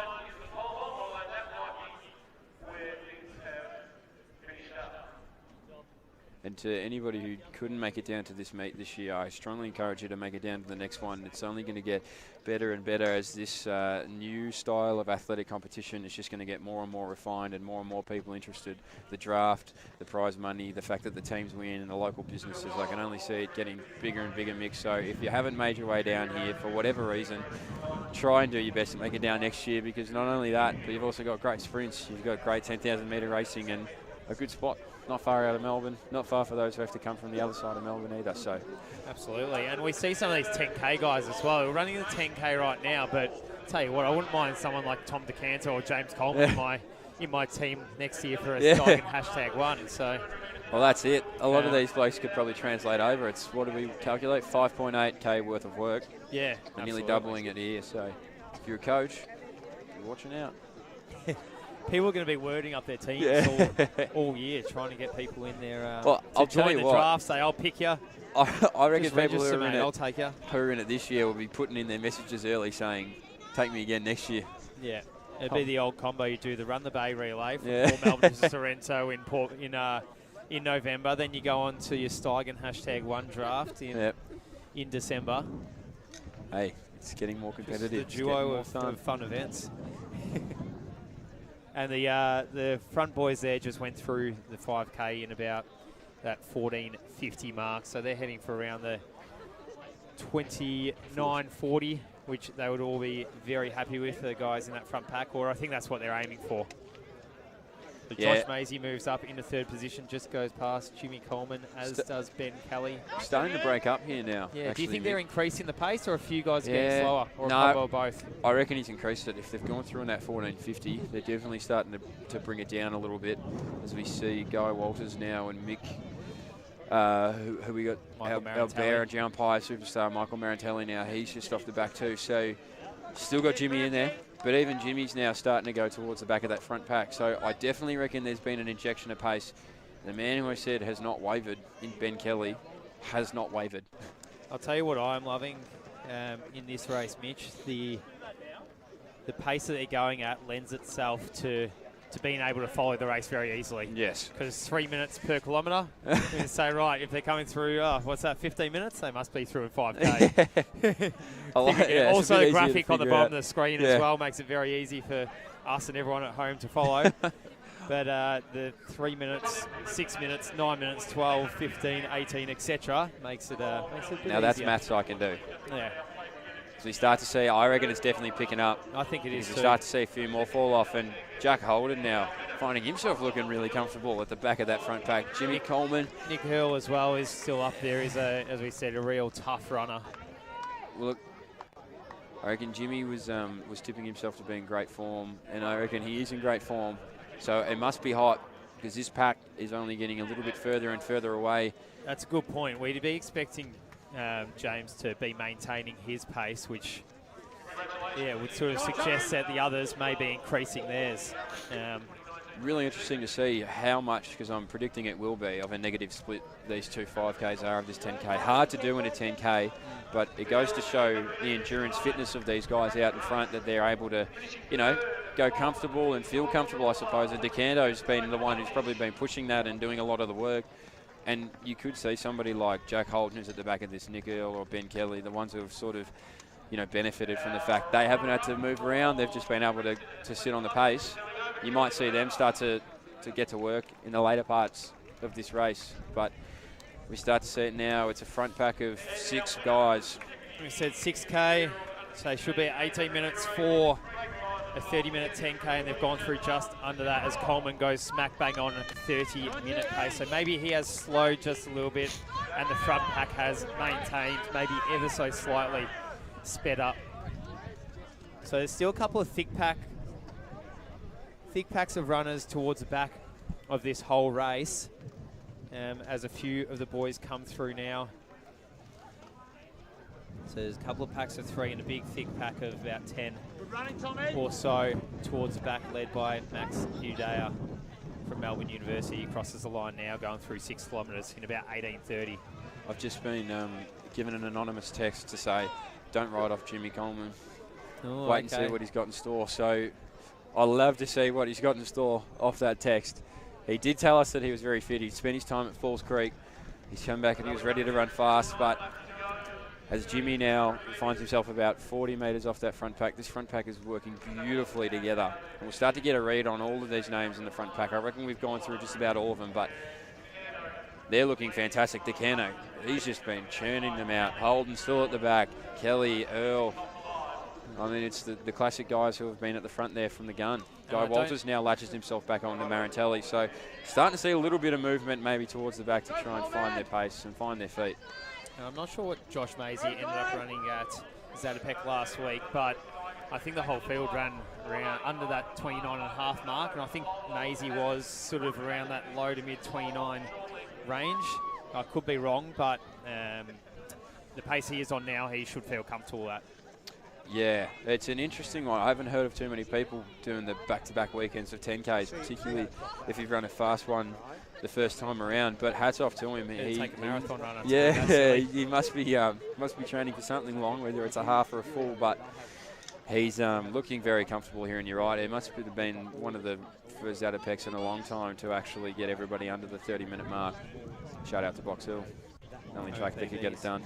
So you see this pack now, and still the pack of 6. And you see Nick Earl, he's sort of sitting on the outside. Maisie also on the outside there. Not in lane 2, but just on the outside of lane 1, ready to move and cover something if they need to. But I can't take my eyes off Jack Holden at the back of that front pack. He's just looking extremely comfortable as we now see Jimmy Coleman come through, Guy Walters, Michael Marantelli, and a host of other athletes here. As we'll try and start to get some names out here as we see hip numbers. Someone's Chris Rancy come through, and an Ellison Stevens athlete here. who's about to come through the line, which is Tom Crouch, and he's followed by Martin Cooper, as well as Ben Liddy. Brett Ellis. Callum Goldsmith here, who was forming that second pack early on in the race. He's now leading another pack in this race, so he can't seem to find a break to be able to tuck behind. Everybody's happy to tuck behind him. So the rest of our boys coming through now. Clary McIntyre. And he's followed closely by Jack Maxwell. So our leaders are going to come around here. Still our run crew men out in front. Maisie getting checked there. Ben Kelly happy to sit on the inside. And Matty Hudson, Tom DeCanto, both just churning out laps. I believe that run crew is either head coach or associate coach with Benny St. Lawrence, who just had his 10K record broken last week by Stewie McSween. He was in that race, which is quite a cool thing for him, I imagine. But his two athletes out there putting on a show, and they're just working extremely well together, which has got to be very satisfying for them as well. You see Maisie is happy to sit in that third spot. And I reckon a danger one in that front pack, Mick. Absolutely. Maybe the Nick Earl there. I always said people like Josh Maisie and Nick Earl, both marathon runners. Tom DeCanto as well is a bit of an endurance beast who loves the longer stuff, as he just pulls away from those first few guys. I'm not sure if it's a pull away or if he's just, I don't know. I don't know what that is. Let's see how that progresses. We'll see how it works out. It seemed like he was surging away, but I think the rest of the pack is going to slingshot back up to him pretty soon. Well, he might want a break, but they're not letting him. He might be having a conversation going, hey, boys, look, we're happy to run fast, but maybe help us out a little bit. Yeah. But they all just seem to go, nah, you two have got it. DeCanto. Have they increased the pace? Yes. What is that, 20?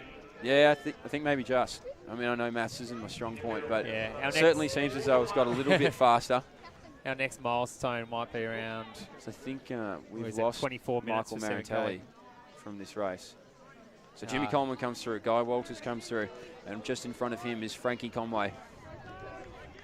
So those three might be able to work together and form somewhat of a second pack, because we do have our athlete there. Jamie Cook from Bendigo is in no man's land. So maybe over the next few Ks, James Coleman, Guy Walters, Frankie Conway, they may bridge that gap, although it sits at about 60 metres or so between Coleman and the other boys, then Jamie Cook. Cook being about 60 odd metres behind the leading pack, who will be hoping to go through the first 7K, or should we say 8K? Well, 8K I hope in 24 minutes, 7K. I hope 8. It's 4 minute DeCanto still at the front. 8K and 23.53 for that leading pack. So they won't go unless they pick up the pace. They won't go for miles under the 30-minute mark. But I'm going to say that the cold weather and the wind may be taking its toll here. And racing late at night can be good for some, but hard for others. So these guys, Frankie Conway's gritting his teeth here, and he's going to try and finish this race off and finish it well. Guy Walters checking his watch, ticking them off. They haven't quite caught up to Jimmy Coleman. They haven't quite been able to catch up and help him out. But I reckon, as we've said that, Mick, I don't know, maybe I'm just reading too far into it. Everybody looks faster in the dark, but I reckon there's a little bit of movement. I reckon there's a little bit of push there. That from whole DeCanto. pack's looked fast all Yeah, night, it just looks faster. I don't know what it is. You look down. I don't know whether they have. And then as soon as you look back up, you're like, geez, they're going fast. Yeah. They're going Are faster. They are they going to run about 10 seconds faster this lap? It's a good pack of similar runners as well. Like I really couldn't pick who the win is going to come out. Tom DeCanto maybe is the most established of the lot and has got some impressive results next to his name. It really looks like he's trying to break away or get people to come with him, but he just can't quite get distance. Everyone's just happy for him to lead it. And that's a bit of a dangerous position to be in, as well. We saw Pat Tin and Zatopek last week, just leading the whole way through for Stewie. I mean, Stewie's got a massive kick, and he was always going to run like that, but it is hard to lead, as Pat showed last week. Well, this has definitely picked up, because I reckon they're starting to string out a little bit now. Ask a few questions of the 3 at the back, particularly who have been able to benefit off sitting there. But I say that, let's say the 4 at the back, because Macy as well has just benefited off the first 2 rotating the pace and rotating the lead. But DeCanto hasn't handed it over for a while. And I reckon he's the one who's putting his foot on the gas pedal a little bit, and he's going to test them out and say, hey, you've been leeching off me. See if you can leech off this. So he's going to start to ask a few questions. Jack Holden at the back of the pack still looks extremely comfortable. He's done his work at altitude. See if it pays off. He hasn't done much of the work. So I mean, he's working obviously, but he hasn't had to think too much. No, that's which it. is a massive advantage. And here we go. I reckon it's picking up. Yeah, and as we say, that Holden's moving on the shoulder of Ben Kelly as well. He's not letting any gaps get away. No, he's going to cover the moves, and I reckon the one who's doing that really well outside of him is Nick Earl. He's found himself right on the back there, and he's going to benefit off the back of Maisie, DeCanto. Oh, it's just now we start to see Ben Kelly maybe slightly feel the pinch with this pace injection. He's also benefited off the fact that he's been able to sit in the pack, but maybe before he lets that elastic band break too much, he can just stay on the back there. Jimmy Coleman comes through now. Frankie Conway, Guy Walters. Guy Walters happy to sit off Frankie Conway for a little bit, I think. As the leaders go through in about 26, 48, 49 seconds, so about 10 seconds under that 30-minute 10K pace. Let's see how they go in this last kilometre. If they kick it down a little bit and run a 2:55, 2:50, they'll be heading for around they're moving. 29:40 mark. I reckon they're moving. They're starting to drop Ben Kelly off a little bit. Jack Holden's still on the back of that. That's DeCanto now. Finally, he gets some relief. Matty Hudson. Nick Earl's grimacing just on the shoulder of Maisie. So's Maisie. Yeah. Jack Holden, honestly, I reckon, looks the smoothest. Looks and I know we've been talking about that he's benefited from being at the back, but he's looking extremely comfortable. Ben Kelly also actually has not lost that much ground. He sort of lost the contact, yes, but I don't think he's actually given up too many metres. So the thing is about someone like Holden, he's coming more from a 1500 background. Yeah. He's sort of more recently a junior than the other guys, whereas say like Maisie, Nick Earl, they're coming from a marathon background, and that's sort of their strength, their endurance. Holden has recently built up his endurance, but still has that speed in his legs. And he, as you said, you picked it very early. He's been looking quite comfortable. Yeah, he's just, when you don't have to think or you don't really have to monitor how fast you're going and just let somebody else do it for you, you just benefit from that mental relaxation. So I reckon he's going to have something left in him at least when it comes over to these closing stages. As we come 500 metres to go. And I don't really know who to pick in this because I think DeCanto's done a lot of work, but I can't count him out. His teammate or training partner, and Matty Hudson, he's going to lead him through at the bell. Holden now start to get on the outside. Maisie, the benefit of last week's great race. Nick Earl grimacing, but don't count him out. So I don't really know who to call in this. Maisie now asks questions on the outside. Can Jack Holden hold on to the back of this? But there's the separation a little bit, I think. It's Matty Hudson who's going to be the one to ask the question. Maisie, the only one with the correct answers. DeCanto's still on the back of that. Jack Holden, not done yet. Are you saying, can Jack hold on? Was that a bit of a wordplay? Was that what you were trying to do It's there? going to be hard to hold off, that's for sure. As Hudson charges towards the finish, a tick over 29 minutes with 200 metres to go. They will run under 29:40 for the first few of them.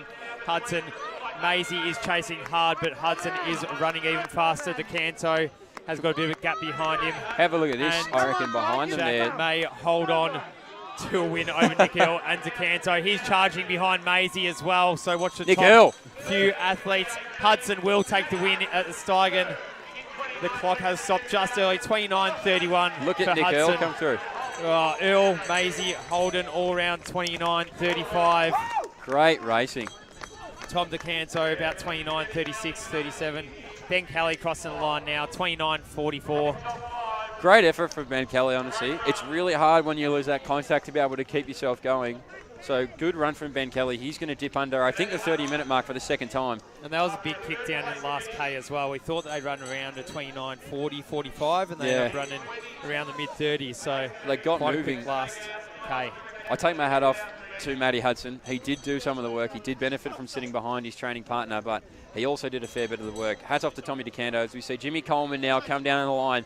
A good run from Jimmy there. He might be a little bit flat with that, but he worked really hard. So well done to Jimmy Coleman. Guy Walters has moved around Frankie Conway. So Guy Walters now coming down the line. Frankie Conway as well as we're going to call these athletes through as they start to come through now. And a few guys here will be running there, and that is Dean Menzies from front runners. 19 is Ben Liddy. And right now we have Brett Ellis, Daryl Crook, Daniel Hutchinson, as well as George Headley, who's our Sydney Uni athlete. Chris Rancy. Should I say? I saw the 5. So a lot of guys coming through now. Cooper. under the 31. Not 5. They're all under 31 minutes. Yeah, as we said earlier, let's try and get most of the field under that 31. Caleb Mueller comes through, as well as Peter Hodkinson.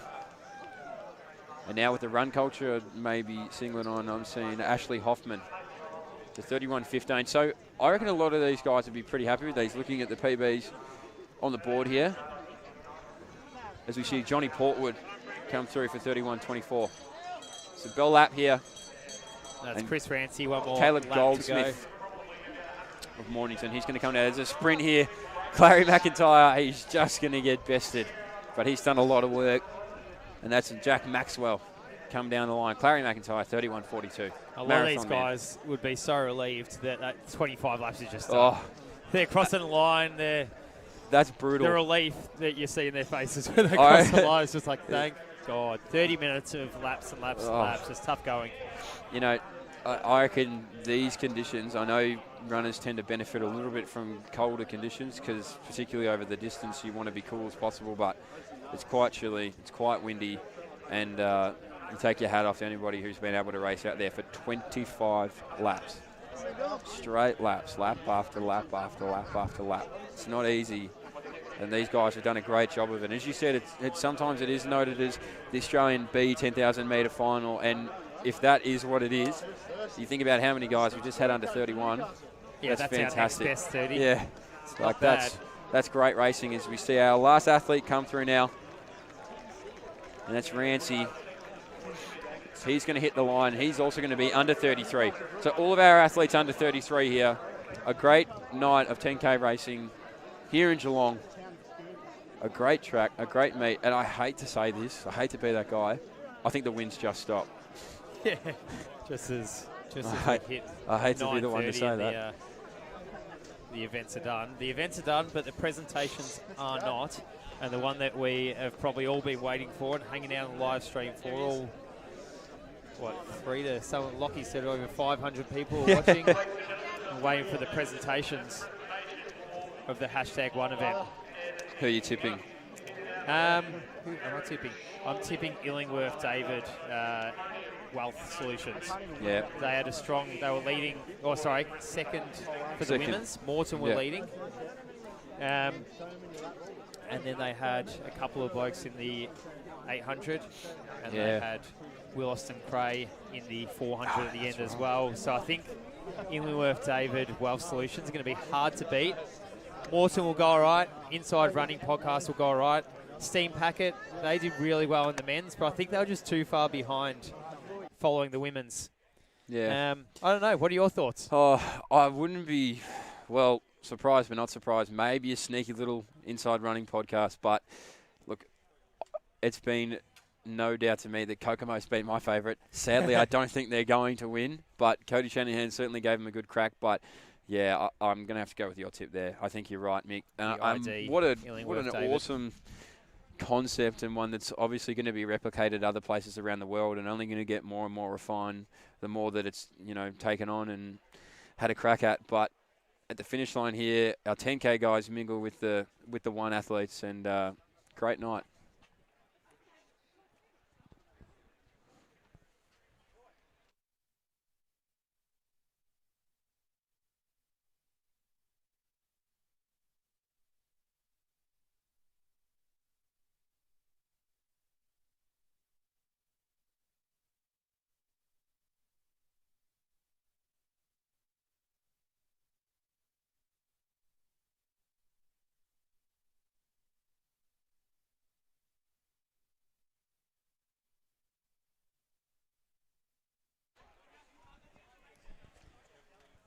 So we are going to sign off from a commentary front as there are no more events or things to talk about and commentate, but guess. we will leave the stream rolling and tune into presentations of the #1 event for those who are logged in and interested in the overall winners.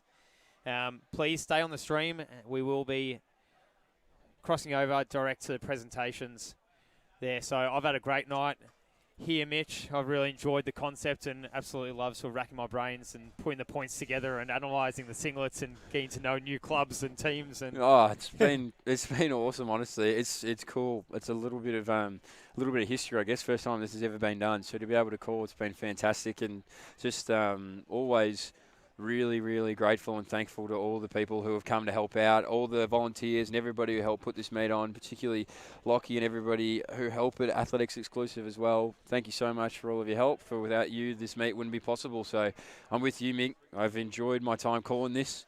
I hope I get to call it next year. Yeah. And it's You'll been be an awesome running night of next racing. Yeah. Geez, I have to start running to be able to compete in it. So we'll see how we go. Maybe we'll both be running next year. yeah, we'll see. All right, thanks, Mitch. And we're going to sign off as commentators, but stay tuned in to the presentations. Thanks, guys. Have a good night.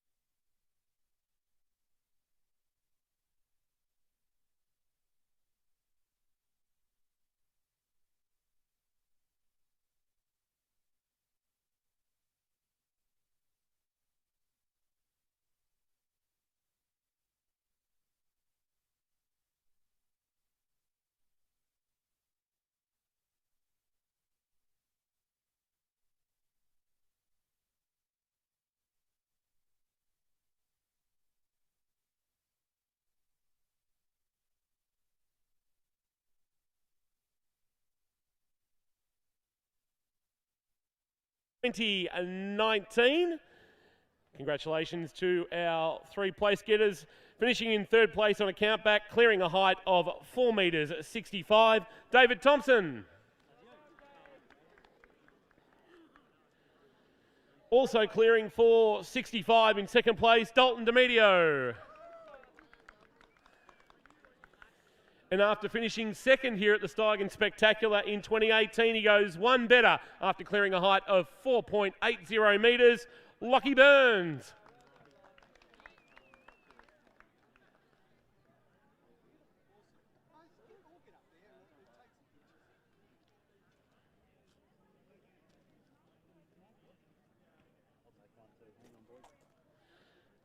Congratulations to our place getters in the Icarus men's pole vault event.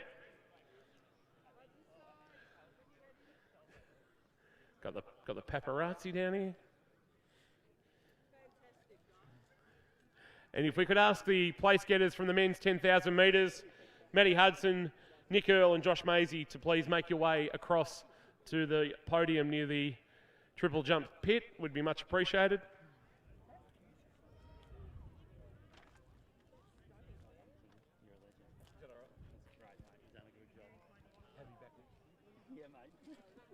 Thanks again, mate. I really appreciate you guys coming. No, it's good. Yeah. Try and get bigger and bigger. Yeah. Thanks for not. I know we couldn't wear the uniforms and shit. No, that's all right. Yeah. It was good you weren't. Nah, I was a bit worried. Like. Nah, we want you here, so. Nah, that's great, man. Thanks. Really appreciate it. Nah, thanks for. Yeah. Thanks for No, coming. it was awesome. I reckon. Yeah. Next year, we should fucking take off a bit. Yeah. I just said we're just gonna get electronic. Yeah.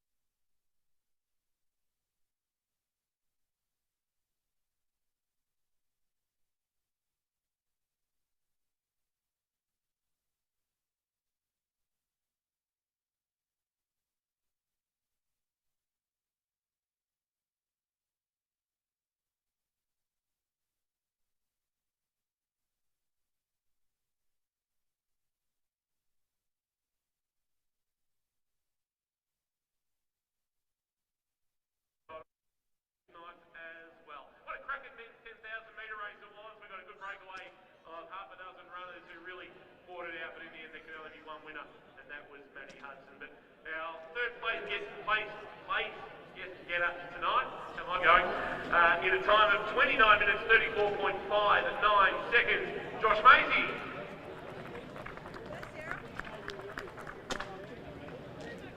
Finishing second in a time of 29 minutes 34.57 seconds, Nick Earl.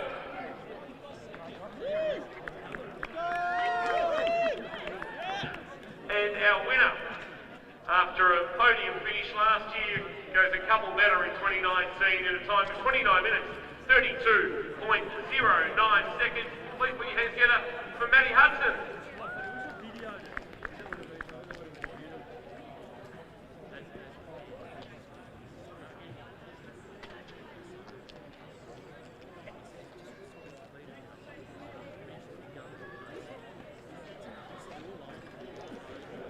Ladies and and gentlemen, thank you so much for your support of the 2019 Steigen Spectacular and of course the new concept with #1. It was a great format tonight that will get bigger and better as the years progress, and I think you'll agree it was a great night for athletics here in Geelong. To the athletes who supported us, have come from of course interstate like Matty has and from across Victoria, thank you for your support, and all the officials and staff involved tonight, we also thank you. We wish you a very Merry Christmas, a safe New Year, please take it easy on the roads, and we look forward to seeing you all back here on the Saturday before Christmas in 2020 for the next stop.